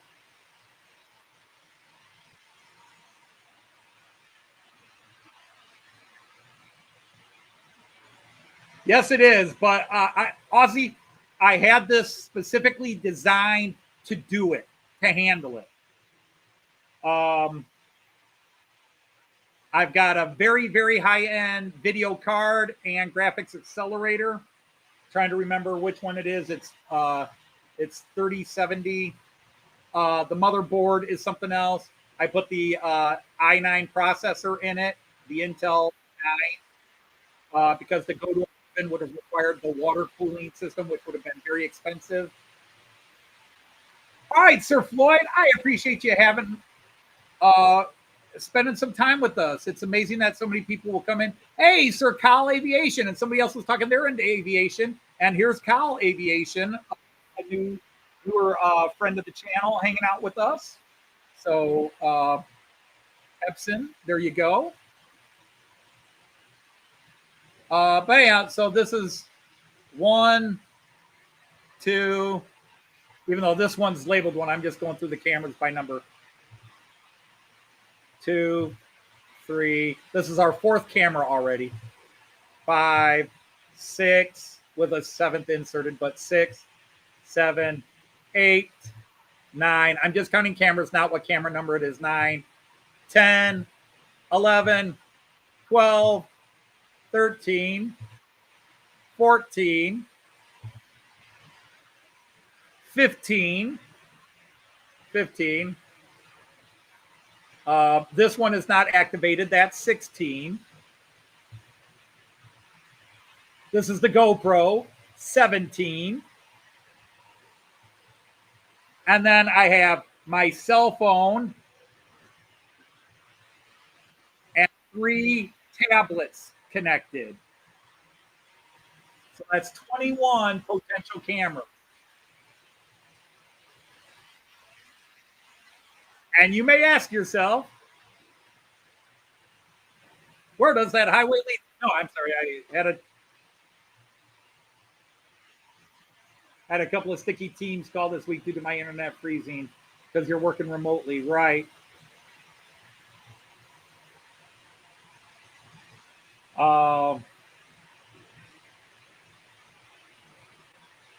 Yeah, I mean, my problem is every Friday my internet has been acting up for a while now.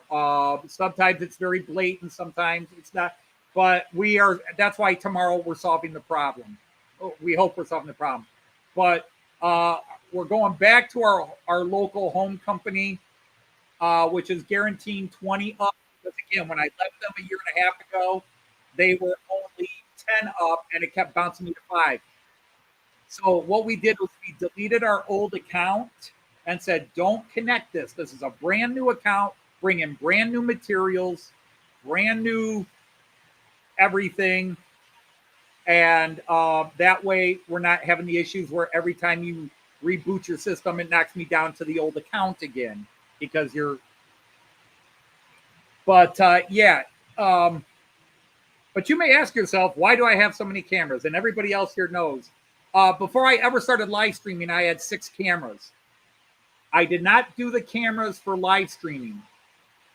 It just makes live streaming kind of cool at times. I went to live streaming, or I went to a lot of cameras because when I'm sitting here, I can see my trains from one angle. And my brain needs lots of stimulation. So I started putting cameras up like, oh, it'd be cool to see my trains coming up this ramp, this little incline I have.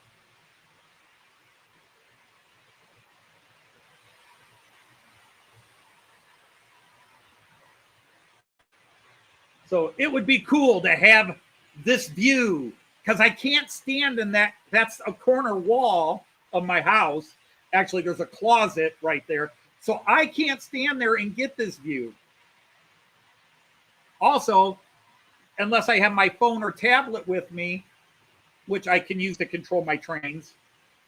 If I'm over there and something happens and I forgot to take something with me to click the auto stop, I have to run over here and click the shutdown. Now, my control system has it built in. If it senses anything wrong, it will put the system in emergency stop automatically. So it's like, okay, well, that'll be cool. I'll have a camera over there and get that view. And then it was just keep adding. Oh, it'd be cool to have this view.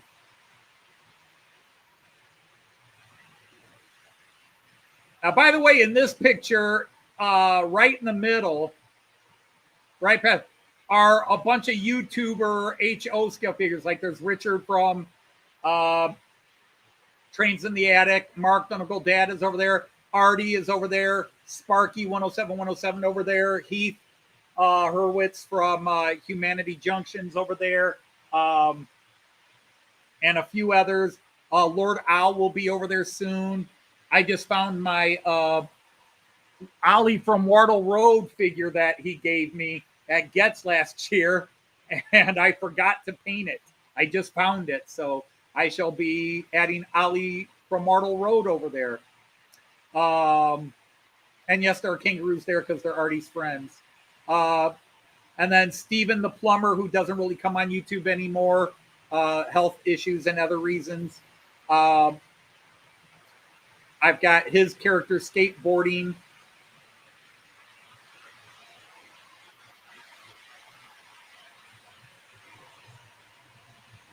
Oh, I know, Epsilon. I know. I know what my specs are. I just forget which companies I have. I've got the boxes in a dresser over here. If I wanted to look it up, I just forget whose motherboard I have, and my specs don't necessarily get that detailed. But I got a GeoForce X. Is it GeoForce X 3070? Now, again, this was built 3 years ago. Hey, Sir Eric Von Don Eisenbahn. And if Willie's back there, hi, Willie. Hello, Sir Willie. And we have Monsville saying good day. All right, we'll have a great Saturday to you. Take care, Monsville. Always a pleasure to see you and to hear from you.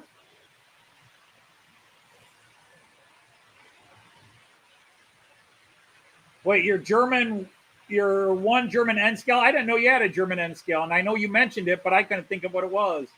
And Cal Aviation says he's got to go. All right, take care, Sir Cal. And Sir Thomas's Split Rock is here. Sir Thomas, how wonderful to have you here again.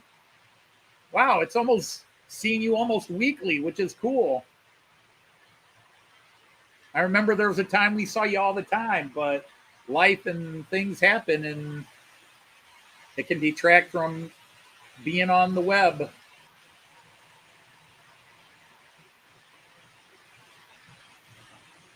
But I try to mix up different type of cameras. So I have cameras that are down low, right on the track at it, and then overhead cams.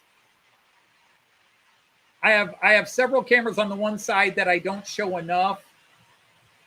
You know, I have several cameras on this side, but I don't show them a lot because I don't get as many trains. Randall Ellison.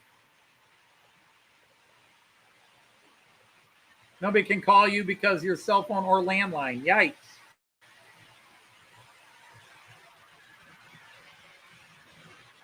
But like, that's a nice shot. It's slightly at an angle, like you're standing on a hill looking down at the trains real close. And I don't show this enough because I've only got 3 trains that run on this side, and I've got 6 trains running on the other side. I mean, I've got 6 trains running total, but all 6 run on the one side, and only 3 run these main loops. Because my train track is not prototypical. My goal was how many trains could I get running? And then scenery was secondary. How many things could how many lines could I go? And I could run 3 lines on the shape of the table I created. If you want to get an idea, it's been a few live streams since I did it, but we can go to, this is a map of my layout, except well, actually, it is as you see it. But if I point to my left, it looks like I'm pointing to the right, because you got to understand that in the angle of this camera, I would be facing the other way. I actually am facing that way. So for the orientation of the map, it would look like this. But the map itself is accurate to what I'm really sitting in. So to my left, over there, which actually is over there, but on the map, that is the Delmenhorst side, as it's called. It's the Delmenhorst side. The station is a 100% scratch-built, scale accurate, inside and out of the small Delmenhorst station, because from 2003 to 2016, I ran an exchange program at Delmenhorst, and I have visited Delmenhorst every time I've gone to Germany, because after my exchange program ended, our last trip was 2016. Joyce and I went 2017, 2018, 2019. COVID blocked us from traveling in 2020 and 2021. And then in 2022, we went to the UK. So we went a 3-year period where we didn't go see Delmenhorst. But I always go to Delmenhorst, and even if it's just for part of a day, just to say hello to I am an honorary citizen of Delmenhorst, like a little certificate. They made me an honorary citizen years ago. It is my adopted German hometown, my Wahlheimatstadt, as we call it in German. But it's my adopted hometown. And so when I built the layout, the only thing I knew is I wanted to build the Delmenhorst station as a tribute to this city that was the first city I ever saw in Germany. Well, technically Bremen, because I landed at the airport and drove through Bremen to get to Delmenhorst. But I spent the month of June in Delmenhorst from 2003 to 2016. And then I spent a week in Delmenhorst in 2017, 3 days in 2019, and then a day in 2020, 2023, and 2025. I don't spend several days in Delmenhorst anymore. I go up to Hamburg, and then I come down to Delmenhorst. But so yeah, so that's the Delmenhorst side, and it looks like we're freezing up a bit. Yes, exactly. I knew, and I wanted to have it. And my greatest pride is anytime we get somebody from Northern Germany and they watch my live stream, they'll go, "Is that the Delmenhorst station?" And I'll go, "Yes." And they'll go, "It had to be. It looks just like it." And then I'll give them close-up shots or point them to the videos that from 4 years ago, 5 years ago when I built it, 6 years ago now when I built it. And they're like, "Oh my God, that is Delmenhorst." It's like right down to every security camera. All right, Josh Cannon, I want to thank you for hanging out with us. Really cool that you spent so much of your time here. He has software to convert a photo to a 3D printer STL file. Well, that's cool. All right, Josh, thank you. It was great to have you here. So that's the Delmenhorst size, the main size of that table. It is 8 feet wide by 12.5 feet deep.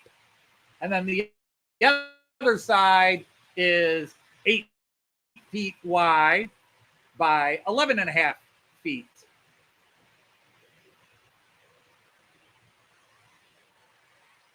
And then the middle section is 30 inches or 75 centimeters deep and 6 feet wide. So just under 2 meters. Well, a couple of feet under 2 meters. But it's 6 feet, so 2 yards. So this middle section, that narrow section. And that's why I only run 6 tracks is because, well, let's do this. No, let's not do that yet. But I'll turn this around and you can see there just was not room. So you got 3 tracks that run this way right in front of me. And my one power line is connected to the middle. I think it's the third rail.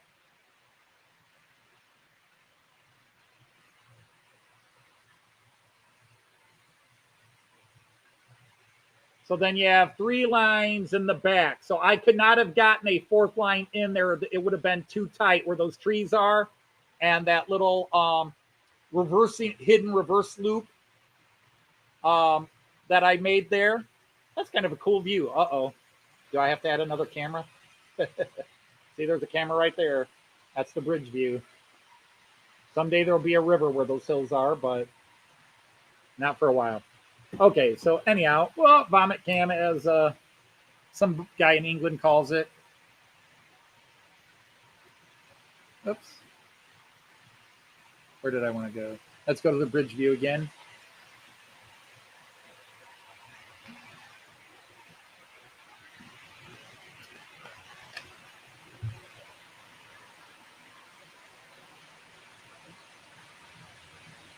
Forgot to renew your service and expired? That's insane. All right, Simo D, thank you for hanging out with us.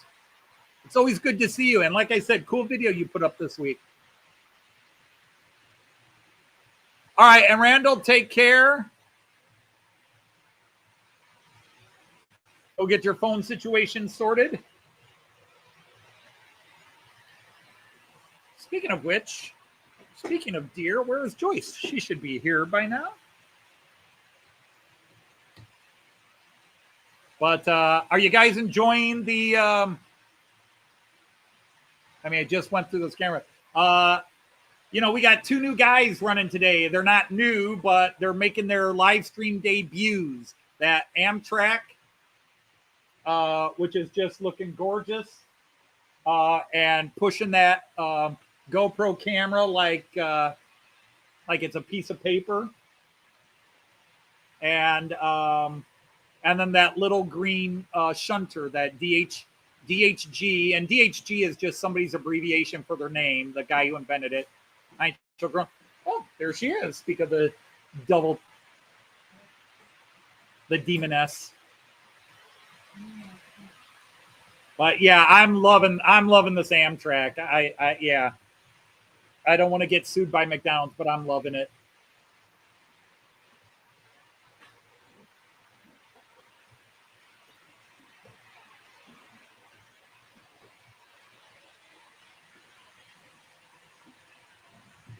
And if anybody's still there, we are soon to be joined by the one, the only Daisy Cockett herself.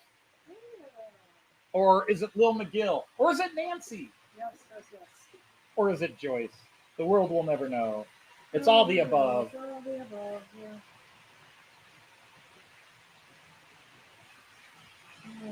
Maybe a little nice.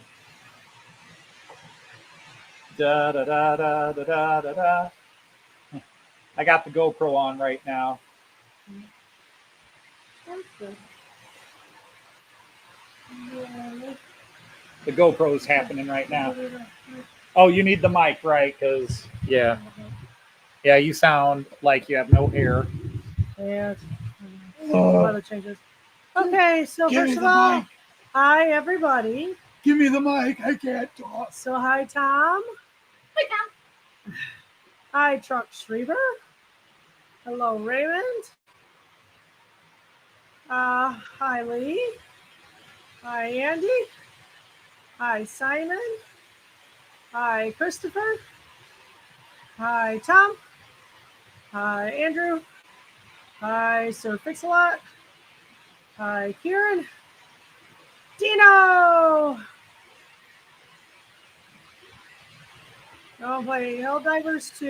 Okay, that's cool. All right. Well, thank you, Epsilon Xenos. Hi, It was great to John. have you and Julian here. Oh, my man, I can say- Play Helldivers So- 2. Gotcha. Hi, John. I'm glad you're here. Hello, Eric. Hi, Aaron Bill. You are wearing on the reason. I like a cup of tea, okay? Hi, Supper. Yeah, Yeah, you'd have to stand up. yeah. Says, you are the reason I love to teach. Yeah, her shirt says, "You are the reason I love to teach." Right. So, And then you have to tell certain students it doesn't right. apply to you. yeah, No. I hear you. No, it's one for my kids. All right. Let me put you on here. Why? You're on there. Yeah. Well, because it gives you another person. Well, we had a small gremlin at the start. Oh, that's pretty typical, isn't it? Yeah. I'm This spinning. guy kept uncoupling. Like, what the hell? Oh, really? Oh, Can't that's nice. you know? How many times do I run my container train Yeah, and they don't. and never a problem? Right. Today, and I sorted it, and then he kept derailing. Okay. So I finally just took him off, and everything's been fine since. The IC Amtrak, I was worried about him. He's running smooth. Yeah, And, you're right. You don't know what car's like, but we did change a locomotive Ah, because It's a I had a little Sutherland. red guy who was supposed to work Yeah. around, you went with the green one. Yeah. but the new Persil. That is your Persil. Oh, sweet. So you got Yeah. the whole Persil train going. Well, I worked on it last night, remember? And I know told you did. Yeah. But I told you You had the to clean gears were things really out. locked up, Yeah. but it wasn't the gears. Once I removed the motor, the gears were running completely free. Right. And so, of course, I cleaned everything. Mhm. But there's two little slots it fits inside the motor, little rolling Right. sections. And those had gunk in them Right. that had dried up. That's So what it's you making said. it hard Yeah, for it was it to very roll. gucky. So I cleaned that out and put it back on, and they still didn't work. So it's like, oh, I need to clean the other side. So I really cleaned that Gotcha. out. Okay. And I had to take a toothpick in there with a little bit of cleaning degreaser and then clean that all out because you don't want the degreaser staying Yeah, on we'll see everything. it. Yeah. You are the reason I love to teach. That's what it says. For my students. Okay, today I get to finish it. I want to get the 50 year.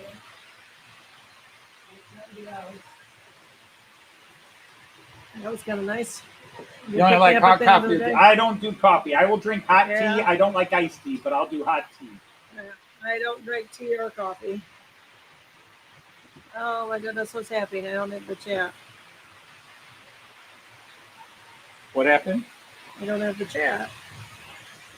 I don't need a chat. There it is. There you yeah, got the it chat. just went off. But Kinda so weird. I changed him because once I cleaned that second area Uh-huh. and put it back together, I'm checking like, okay, I'm going to spin the motor before I put Right, the other sure. side cover Right. on. Yeah. And it was when I was putting that other side cover on that all of a sudden it would lock up. So I finally cleaned that one side better, Okay. and where I really got in with a little toothpick and that and really scrubbed it out. And then, oh, look at that.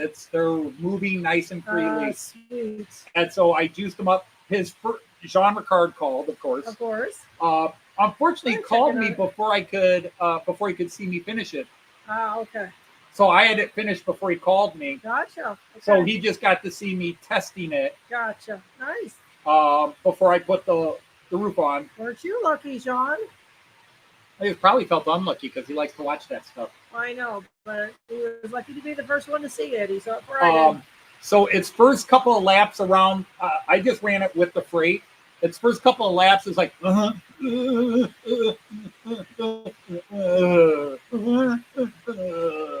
just sort of start and then kind of jitter stop and start, and then slowly you could just see it going, oh yeah, the muscles are, the joints are loosening. Yeah. We're good now. We're good. And then all of a sudden he's just, woo, he is running smooth. Yeah, it is. Because that's the one Herb repainted. Right. Yeah. Yeah. And then this guy I finished this morning. Okay. After Jean called me. Gotcha. I had my lunch real quick and I got busy on this guy, and then I went upstairs for a bit, and then I was like, oh crap, it's 2:30. Oh, gotcha. It's 2:30. I got to get downstairs and set up the live stream. Get everybody moving, yeah. Fortunately, I had it all set up by Wednesday. You did, yeah. So you had a little and time. I had tested the trains a bit, and the container freight train was fine. Today, that one stupid car, I'm going to be a prima donna today. Right. I don't want to work 3 hours today. Right. Fine, you're off. Right. So this guy, he needs run-in. He is running I'm hoping he's running. I've tried to clean, but he ran as soon as I put everything together before I even cleaned. Gotcha. I put it on track to make sure I wired things correctly. But yeah, he is smooth, but yeah, he needs I gotta see if in and gets a little smoother, because I said he's not running smooth. But maybe once he runs in, he'll be happier. But that's 2 new guys to add to the layout. Nice. Do my students understand it? Yes, they did. In fact, I had a bunch standing in the line to switch classes I haven't seen yet, and this is not you read your T-shirt. So I 2:30 time for the pushed it out so they could read it. And they're like, oh, that's so nice. So, yeah, they get it. Yeah, a couple of former students came in. Some of them didn't want to. Oh, nice. Yeah. Okay. Including Julian. Julian, he was near the end of my career. Gotcha. Julian sat in the front of both my classes. He had the mythology class and he did German 1. Okay. I don't think he did German 2. Maybe he started German 2 and then had to change his schedule. Julian, if you were still listening, I'm sorry if you did do German 2 and I'm just not remember. I remember German 1, right. And then I don't think he did the whole year as German 2, or maybe he did, but it was a good group of guys he was in. Sure. It was a good group. Yep. What's your message? No, the GoPro app is saying, we've lost connection. Your GoPro, we're going to have to shut it down. GoPro, working. Fine. Yeah. So, well, who are you then? Yeah. Anyway, I'll do my daisy. All right, ladies and gentlemen, if you haven't hit the like button, please hit the like button. Yeah, we got Simon Rail is in here. He has started watching Matt Clark. Oh, wonderful. He watched the first episode, so it was funny. They get better. Yeah, they do. First episode was a little dry. First episodes are always setting things up, and the first season was getting you to know all the characters. First season, I wasn't as worried about the plot. I was just winging. Yeah. I had a basic plot. It was just whatever jokes came up. But you still developed you remember. Characters. But again, it's that old story. When I started making that episode, it wasn't going to be episode 1. I was doing it as a one-off joke. But before I got done doing it, I wrote a story and thought, what the hell, I'll do the story. There was more to go. And then it turned into a 17 or 18-week series. Yeah. Yeah, it did. So, anyway. 18. So, you're going to get one out next week, hopefully? I'm hoping. Yeah, I hope so, too. I can help you work out any bugs you got. I've got a parody song done, lyrics. Yeah. You know it, except I want to do 2 versions of it. The nice version and the bad version. Oh, my. There's one where it's supportive and one where it's... Oh, my. Yeah. Oh, dear. Okay. So I want to do it as sort of a new trick where we have the good girl and the bad girl version. Gotcha. The good wife and the bad wife version. Because good girl and bad girl has a totally different connotation. Indeed. Oops. Really? But then I started another one. Yeah? You don't want to know that one. I don't want to know that one. All right. I'm okay not knowing it. I'm going to whisper it to you, and if they hear it, they hear it. It came to me, and I wrote 3 stanzas. Oh, okay. I don't know if you could do that one. I don't know if I can do that one either. I can give it a whirl. Right now, I am a bit congested. Yeah. I wasn't asking you to Weather sing. keep changing, and yeah, I wasn't asking you to sing right now. throat's a bit sore. Hey, there's Lord Al. Hi, Lord Al. Busy on the tippy tappy. Right. We're fine. It's just busy. Actually, this week was not nearly as busy as the previous weeks, and I'm still just sort of in a little bit of shell shock from how busy I was. It's that Christmas break lull time. It's 6 weeks, 7 weeks away, but it feels like it's next week. We have 2 weeks before Thanksgiving, which is the last week of November, and they now give us the entire week off. Oh, that's right. Oh, you're going to be home that whole week. There goes my workout routine. So wonderful. There goes that workout routine, but I can do a different one. Yeah. And so they give us a whole week off now. That's true. That used to be just you got Thanksgiving off, and then the day after Thanksgiving. Then they started giving us Wednesday off. When I retired, we got Wednesday off. Yeah, and since I retired, now they give you the whole week off. And I'm like, hey, you wait till I retire? Yeah, but you always have the week off. But now I have the whole week off. Yeah. Yeah, but when I was working, you were working. We together. We had that together time. We now did. Now you're cutting into my free time. Huh. My bad routines I've gotten into. The 10 hours a day I'm on YouTube. Try to kick up 10 hours a day I'm on 10 YouTube. hours a day on YouTube. Although Saturday I want to do some work outside. No, it's probably more like 15 or 16 hours a day on YouTube. With occasional diversions to Disney Channel. More like 10 hours of you playing your game. No, I'm watching YouTube while I'm playing my game. I know you are. Because Lord Al's got a new video out. I didn't get a chance to start watching that yet. I talked to that. And Tony Pinnell's put out his second new script. video in the last week. Tony Northeastern is putting up videos again. So he's come back. Yay, he's come back. That's now, good. normally his first video, when he's been gone for a while, he kind of explains why he was gone. That's funny, Raymond. An adult films of the pod. Who wants to see a bunch of talking? Adults. The how to talk to your wife tutorial videos. In what way? I don't think he's got any good tricks. Well, I think he's being sarcastic about all my flippancies and stuff, but there's no trick talking to your wife. Pretty used to them. Be honest. Yeah. Be honest, and like when we have our arguments, no name calling. No name calling. It's true. We don't want anything we're going to regret later. Something you can't take back. Right. We used to have a little thing that said, "Don't go to bed angry," but we stayed up to 4 p.m. a few times, or 4 a.m. a couple of times. Screw that. I'm tired. That we're going to bed, and we'll hash it out in the morning. We'll hash it out another time. Yeah. But the thing is, we have so much in common. One of the things, the very first day, not that we knew you were for me and I was for you. No. It's you look back and you realize we both have very subversive senses of humor and anarchy. Oh yeah. We love to stick it to the man, so to speak. Yeah, we were quite compatible. That was the truth. From our first blind date, we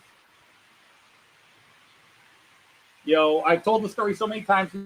We met on a blind date and got taken to a very expensive fancy restaurant, and neither one of us felt we're working class. Our dads were both working class guys, large families. And that's where the similarities end between our families. Yeah, pretty much, yeah. Large, lots of girls, lots of boys, yeah. But this couple we were with that were our ride, they were going to this restaurant and they were trying to be better than they were, if you know what I mean. They were going to this very expensive fancy restaurant and trying to put on the airs of, oh, we are so proper. And Joyce and I are totally out of sorts here. Like, we don't belong in fancy restaurants like this, especially at the age of 19 and 17. Right. And sadly, it all started with a silly waiter. We did not know that at very fancy restaurants, there is a time limit. Like when they bring your salad out, they're coming back in X number of minutes and taking it away. Well, we're talking, getting to know each other. I don't eat salad. Joyce was enjoying her salad, but we're talking. And all of a sudden, the waiter comes and starts taking the plates away, and he grabs her plate. And Joyce says, "Excuse me, I'm not done," and tries to take the plate back. And there's like a 1 second tug of war. And she's like, "I'm not done yet." And he's just, and he tries to grab it again. So I look at him and say, and he's got a name tag, Robert. And I'm like, "Excuse me, Robert, the lady," because I'm trying to be fair, "the lady's not done with her salad." And he goes, "It's Robert, and it's time for the main course." And I'm like, "Sorry, Robert. The salad is," she wants to finish her salad. And he left it there and stomped off in a hissy fit. Yeah. And it was then you realize that our waiter had a very effeminate nature. Which is not good or bad, it just was. He didn't care. So the next time he came back and took the plate with a little bit of a snip, I was like, "Hey, Bobby, knock it off." And we just started making jokes. We started making jokes about his name's Robert. Actually, he's a Russian spy named Natasha. Yeah, we turned him into a spy. We turned him into a Russian spy. Yeah. And I would add a bit to the story. Joyce would then follow up with more. And we're laughing. We are in hysterics laughing. And the couple we're with are just shooting daggers at us. "You are embarrassing us." Yeah, we did fine. Oh, they were so livid. I didn't care. Did not care. See, that's it, Raymond. My sense of humor would have got me in trouble in school, but I was very subversive. Joyce was the same thing. Joyce did a lot of things that should have gotten her in trouble at school, but she got away with it because she was subversive. Victor F651 came in. Hi, Victor. Well, hello, Victor. That's exactly what we thought. Screw the snobs. She was not a close friend, so it was not a... Victor, not a big deal. You in and knight you. Welcome to Anthony's channel. Welcome, Victor. Victor. I'm going to tell you a knight at the Roco say hard. It really isn't. I should make you do that. You do it I know. Yeah, well, it's the it's Donna Lott's voice, but it started as my mocking queen voice. Yes. But anyhow, Victor, you now have a royal spanner and are a knight of the rhomboid table. And Victor, if you have a channel you'd like to share, all you got to do is go to your channel and copy the URL to it if you have a YouTube channel and pop it in chat, or somebody else will do it if you have content, because usually they'll look first like, "Oh, you have no content." But if there are other channels you like and want to share with people in here, it doesn't have to be model train related. It can be rail fanning. It can be comedy, nothing related to trains. It can be anything. We just don't allow religion or politics. Okay. No religious stuff, no political stuff. Right. But history and cars and music and all that's good. That's fine, Victor. Except country music. No, I'm sorry. Sorry. Oh, jazz.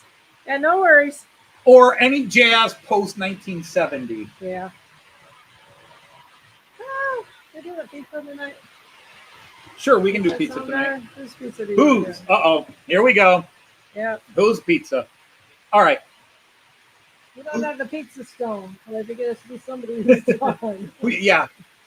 Somebody accidentally gave away our pizza stone. Not. No, I pointed at me. Yeah, okay, because you were cooking. And we finally figured out what happened to it. Because we were looking for our pizza stone because we were making pizza the other day. And then we realized we couldn't make pizza because we didn't have the pizza stone. Yeah, I love my pizza stone. And Joyce is like, "Where's the pizza stone? What did you do with that?" "I didn't move it. I didn't do anything with it." And then we realized we left it in the old oven when the oven died, because that's how we found out our oven died. Is we went to make pizza. We put the stone in and it didn't warm up. I put the stone in and never took the stone out. So anyway, out. Victor has a question. Victor has a question.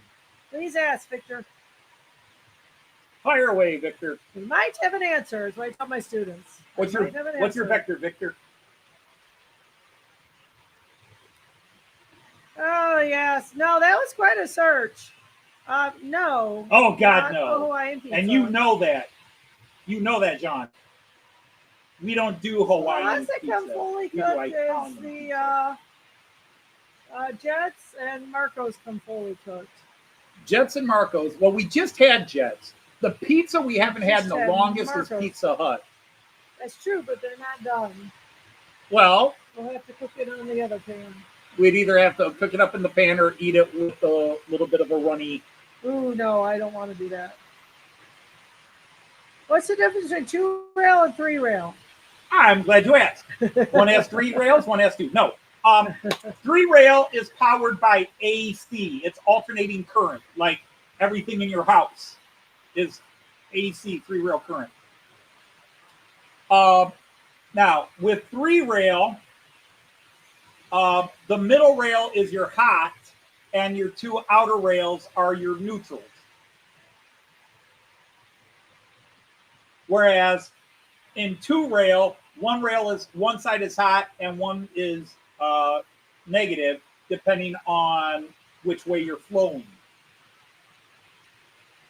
Now, because of that, 3-rail is at this level of power. 3-rail is a more efficient conductor of electricity. You have less entropy, less interference in the signal. It's more efficient, so it runs at a higher voltage, but it actually costs less electricity, if that makes sense, to run it. So it's more efficient. So you don't have to put a drop wire every foot. You don't have to put a drop wire every foot or 2 feet, however you do it, on a 3-rail. This giant layout that I'm running, and you can see one side below me, one side of the table, and the other side across from me over there. That's the 2 main sides with a middle connection. That has 1 power setup, 2 wires. I don't need drop wires, and I'm running 6 trains. The other difference is that I can do reversing loops without isolating or insulating any fish plates. I don't have to isolate or insulate anything because the middle rail stays constant. And I run 2-rail trains on 3-rail and 3-rail trains on 2-rail. Now, you can run 2-rail rolling stock on 3-rail, but you can't run 2-rail locos on 3-rail. And don't even put 3-rail rolling stock. Like if you see something that is from Märklin, which is the company I tend to do, Märklin, their axles are not insulated because they don't have to be. So if you put them on a 2-rail track, it's like laying a piece of metal across your rails on a 2-rail track. Yeah, Instant. Crash your system. But this is the rail. This is the rail. Sorry, honey. I'm going to take you off camera for a second. All right. Everybody else is like, oh my God, this is semi-fit time. I've seen this lesson. So here's a piece of my 3-rail track. So what you'll see down the middle are these nubs. That is actually the 3rd rail. And if you look under the track, you can see how there's the full metal rail. Now, to run a train on this, your train has to have, where is it? Can I reach it? 3-rail trains have to have a pickup shoe. So there it is. So that picks up. But because of the long ski, it gives you more contact. So 3-rail trains are less prone to dead spots. You can still have them, dirty rail or a bad connection somewhere, but they're less prone to dead spots. So you don't necessarily need stay-alives. And like I said, you don't need a lot of drop wire. So there's a lot of advantages to 3-rail over 2-rail. The disadvantage is 3-rail is more expensive.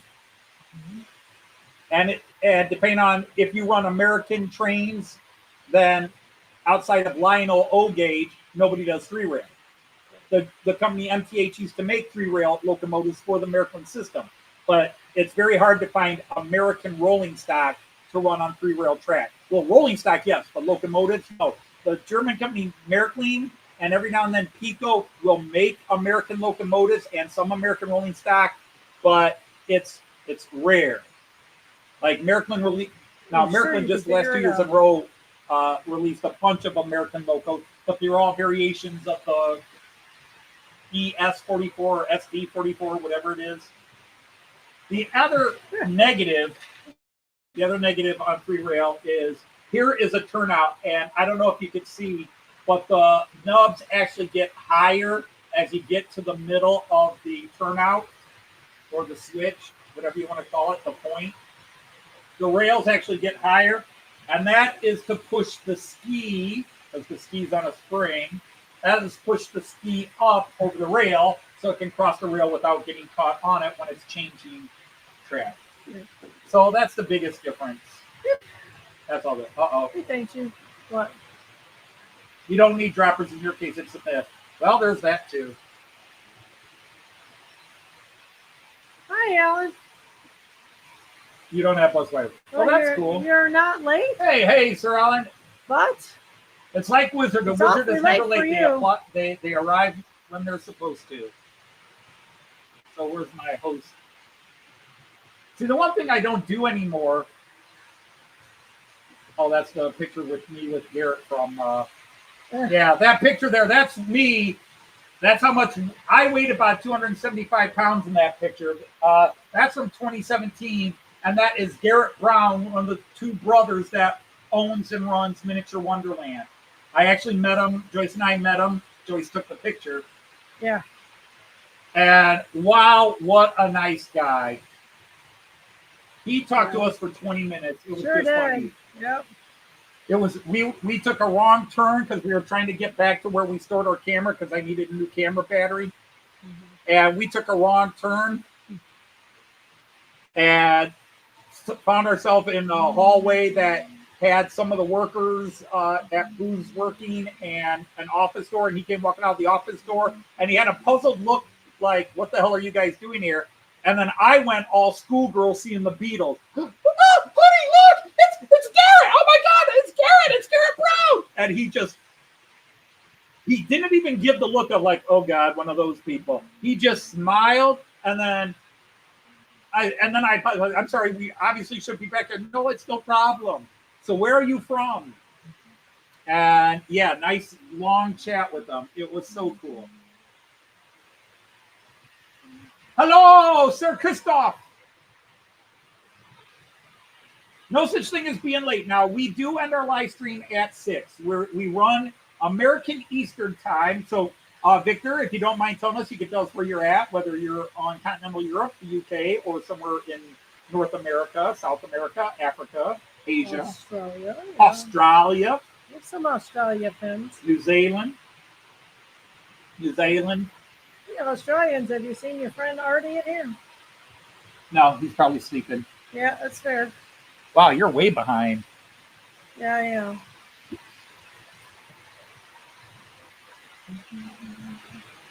Victor's in Europe, okay? Victor is in Europe. Well, with the stuck case going, I figured that was so yeah. Our stream starts at 9 o'clock UK time, 10 o'clock Western Europe time, which is actually CET, but 9 o'clock in Western Europe. And then we run to midnight Europe time. So 9 to midnight Europe time, 8 p.m. to 11 p.m. UK time.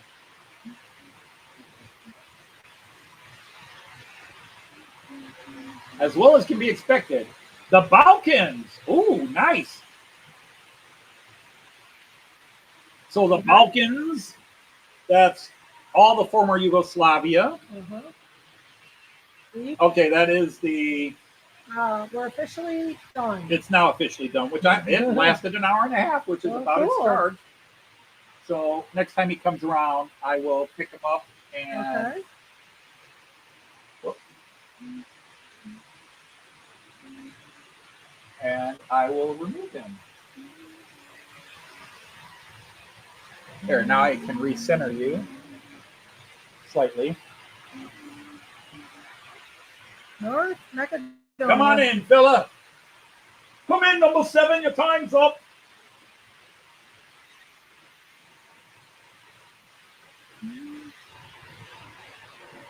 Now, can I get this off without having to shut everything off and creating a story? Sure you can. So far, so good. Sure you can. Now we'll just speed you back up. So in the Balkans, so that's Bosnia, Croatia, Slovenia, Bulgaria, technically Greece, Macedonia. Macedonia. Oh, Macedonia. North Macedonia. Did he say Macedonia? Yeah. Oh, North Macedonia. So true. Well, I shouldn't say true, but the independent Macedonia.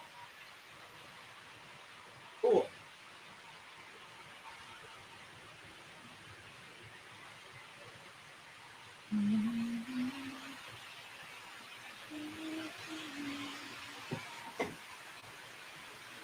Years ago, through some bizarre things I was involved in, I stumbled you playing hockey here. I met a gentleman and his family that were from Macedonia, and they told me that's how you pronounce it. Because I always said Macedonia, and they're like, it's Macedonia. And they had emigrated to the United States, and they owned a chain of Mexican restaurants. They were Macedonians, and they owned Mexican restaurants. Mm-hmm. And if I dare say, they gave off mafia vibes. Yeah. I don't think the restaurants were their only business. Let's just put it at that. I don't think restaurants were their only business. But I still have some literature on Macedonian independence and the history of Macedonia that he gave me. Of course, I'm a historian, so I know about Macedonia from history. You know, Philip II, his son Alexander the Great, blah, blah, blah.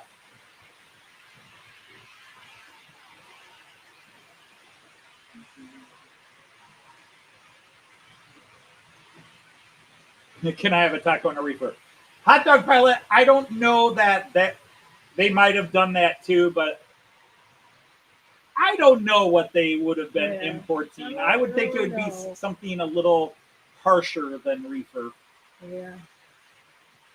Because I don't think the restaurant business did enough money. They owned a chain in the Toledo area, Northwest Ohio. But their houses were in a small suburb of Toledo called Lambertville, Michigan, and they were huge. I got to visit his house briefly once. You could fit my house in his house about 5-6 times. That was a big house.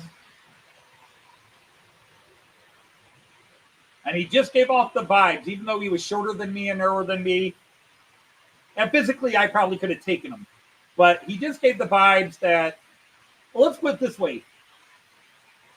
He gave off, well, it's politics now, but he gave off Putin vibes, if you know what I mean.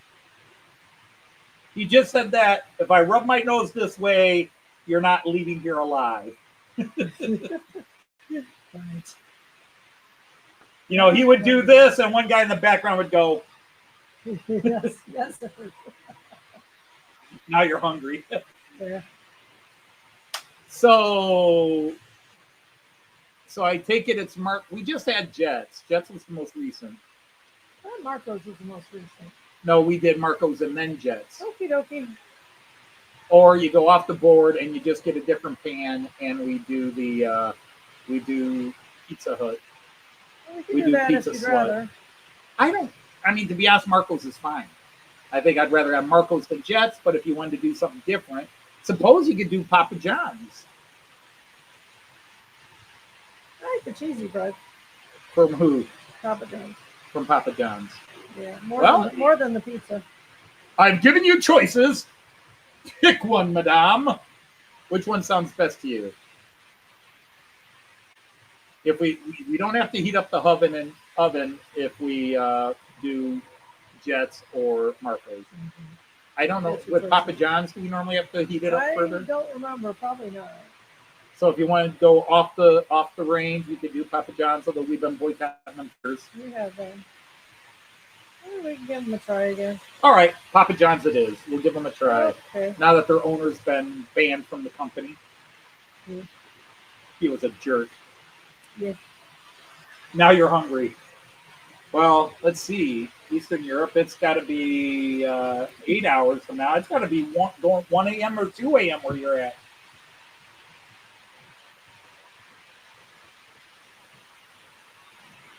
Very true, Ray. Yeah. Very true. Of course, I lived in a neighborhood where people did that kind of business out their front door. Yeah, that's all right. Because if you wondered why the police didn't do anything about it, it's because every couple of weeks you'd see the police drive up the driveway, walk to the front door, get a white envelope, and leave. And then go across the street and arrest the other dude.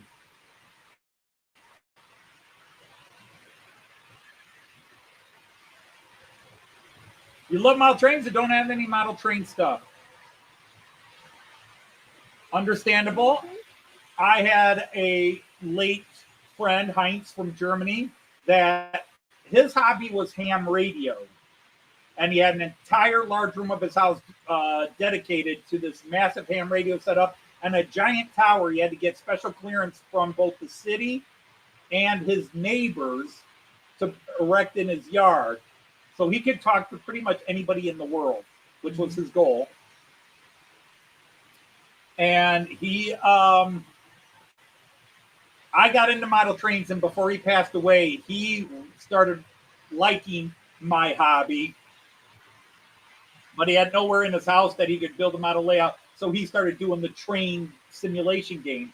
And the last time I saw him, when he was already in hospice, he demanded his kids go home and bring his computer, his full computer, because he wanted to show me he was playing train simulation. Yeah, right.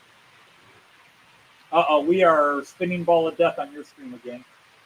I'm not seeing it here. I'm not seeing it there. I'm not seeing it there, but I'm seeing it on yours. It's not there anymore. Yeah, but you are technically a little behind on your screen. The Yeah, chat is moving behind, but you're no longer live. Right. Your view is not live. Ding, ding, ding. Driving me crazy. Ooh, baby. Ooh, baby. It's driving me crazy. Every time I look around, every time I look around, every time I look around, every time I look around, every time I look around, it's in my face. Best song to ever come out of New Zealand, in my opinion. How bizarre.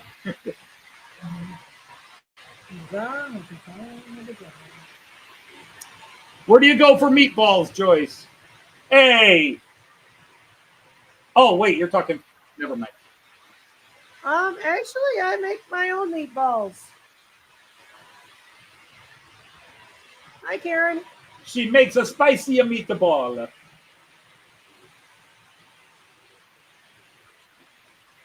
IKEA. Your earballs are bleeding?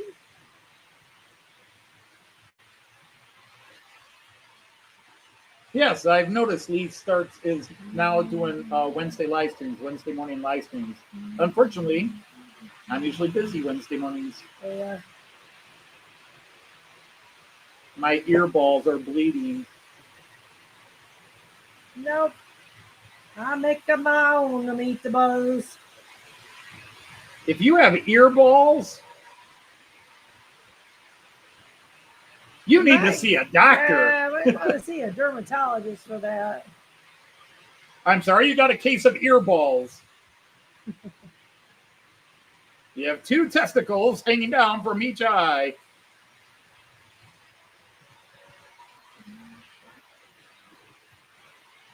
Have you been kidnapped by space aliens recently?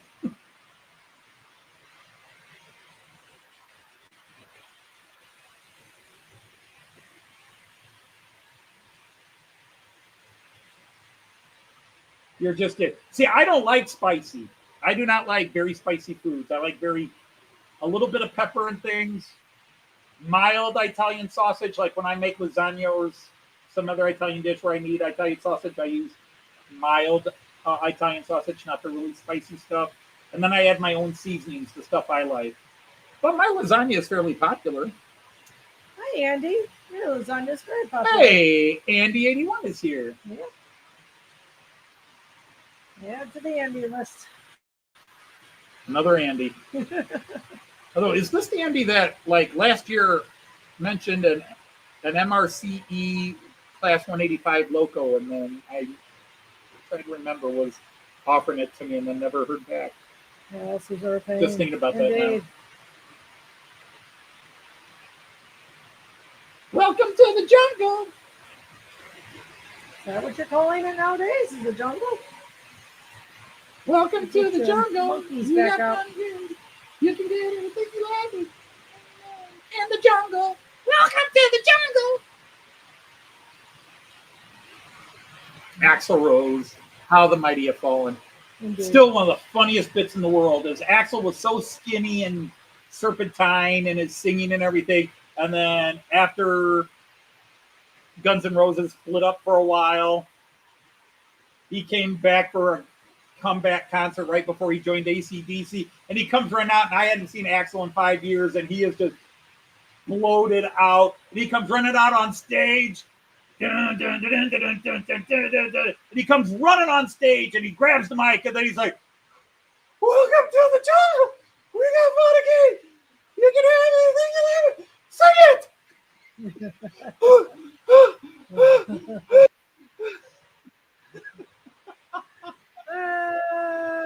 That was freaking hilarious. I shouldn't make fun of somebody being out of shape because I got that way myself, but Now you want to know what AC/DC and DCC is. AC/DC and DCC. Well, okay. Here's the problem. What's the name for it? There's electricians and then there's model trained people. And some model trained people are electricians. But DCC simply means digital. Digital. DC is analog. And then DC is analog. AC can be analog or digital. But see, in the electrician world, AC and DC is the type of electrical current being supplied to your system. But in the model train community, they use DC to say analog and DCC to say digital.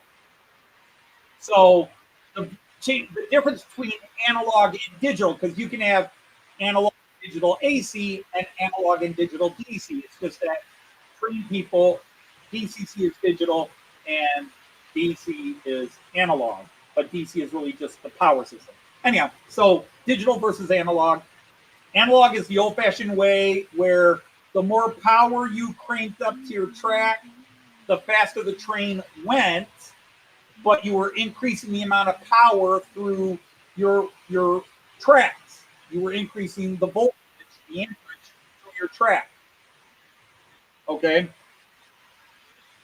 With DCC, with digital, the power, the current running through the track stays the same. You now have a digital decoder that you send a signal that's embedded in the track from a controller. That signal tells the train, tells the decoder, the digital decoder inside the locomotive, tells it to go faster or to go slower without increasing the power supply through the whole track. So the is now controlled by a computer chip that then makes the motor spin faster. Technically, you still need more energy because you have to have energy in to get energy out, but you don't have to increase you're not having a direct increase of power through your rails the way you did on the old train sets. And Railroad buses, dude. hey, Railroad Plus! Nice to have you. Welcome in our last 4 minutes of our show. That's all right. And in the model train community, you have a war by some people that hate digital or analog sucks. I'm analog and I will not go digital, or I'm digital and analog's boring. The fact is, they're both cool. You do what you can do. Analog is cheaper, and if you run analog, if you run DC, analog DC, this is why I hate that model train people have done this, because it's that DC bias. Yeah. And AC/DC is a rock band. And AC/DC is a rock band. You shook me all night long. Love AC/DC.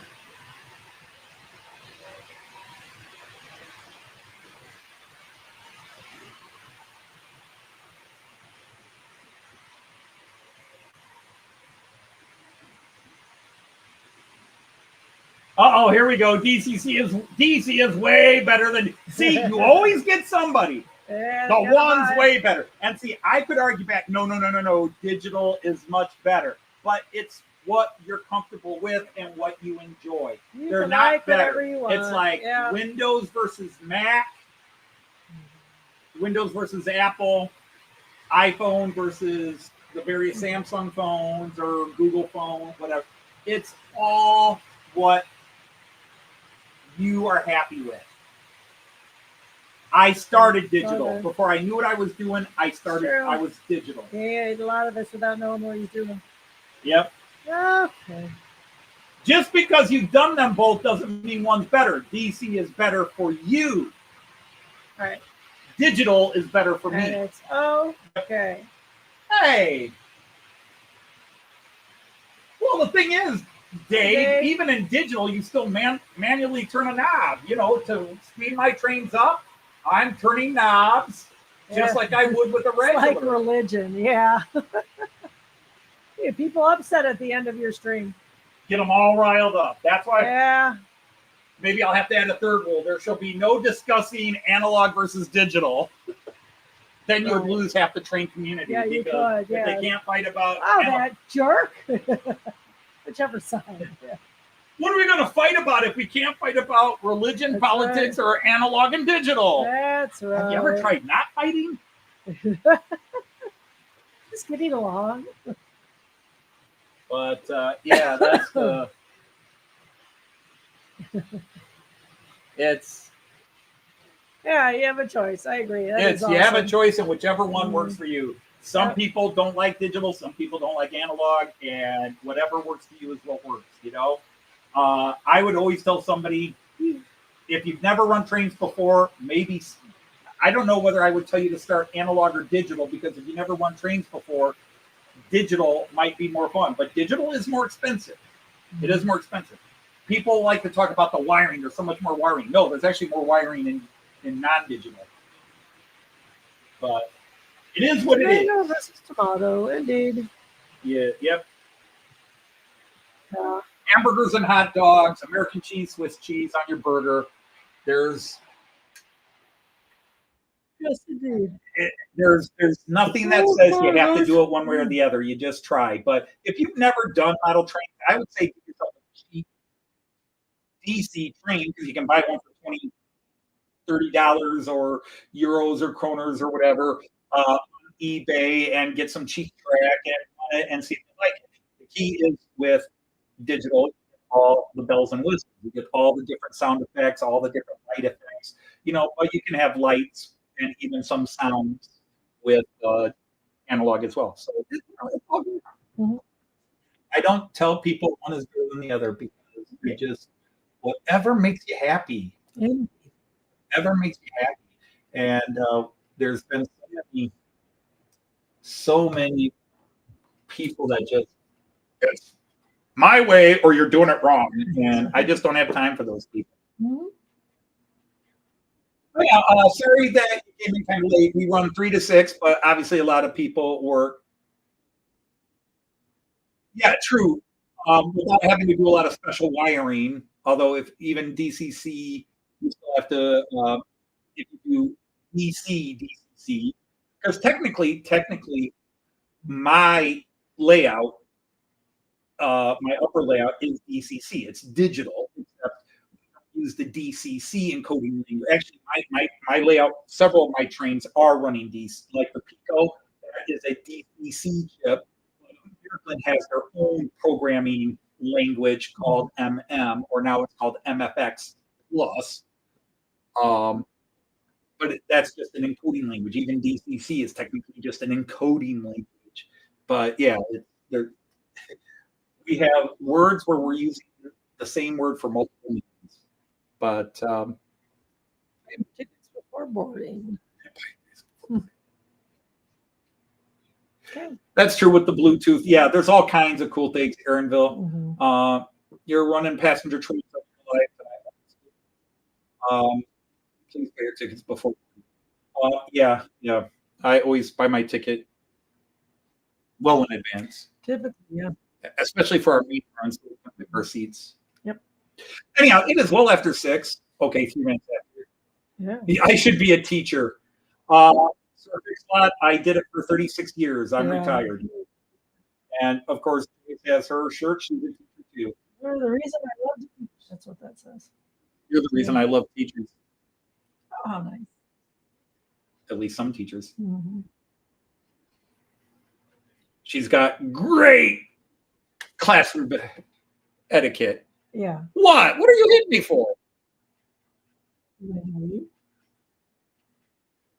After how many years together? What is this? 2025, 1983. We're going on 42 years together. 42 years. I've known you for 42 years. You've known me for 41. Took you a year to get to know me. Oh. No, you knew me within 2 days. Yeah, I sure Her did. journal entry after we met. Yep. Likes to talk about himself, very immature, funny. Yeah. And he hasn't changed. Hasn't changed. Still immature. Maybe not as funny, but all right. Anyhow, we want to thank you all for being with us. Believe that some of you spend your Saturday or your Friday nights or early Saturday mornings with us when there's so many other things you could be doing. It's really kind of sad and pathetic. You really need to get life. No, but thank you for spending some time with us again, as always. And until next Friday, I will have a video out about the 2 new additions, the 2 new converts. Mm-hmm. No, we're not talking religion. We're talking, I went from analog to digital. So I'll get a video out about them this weekend. Mm-hmm. If you're looking forward to new Mac Clark, I'm sorry. I've just been stuck in a bit of a writer's block and trying to work my way out of it. But anyhow, until next Friday or next time we see you, we're going to say, Auf Wiedersehen. Yes. Happy trains. Take care, everybody. Bye.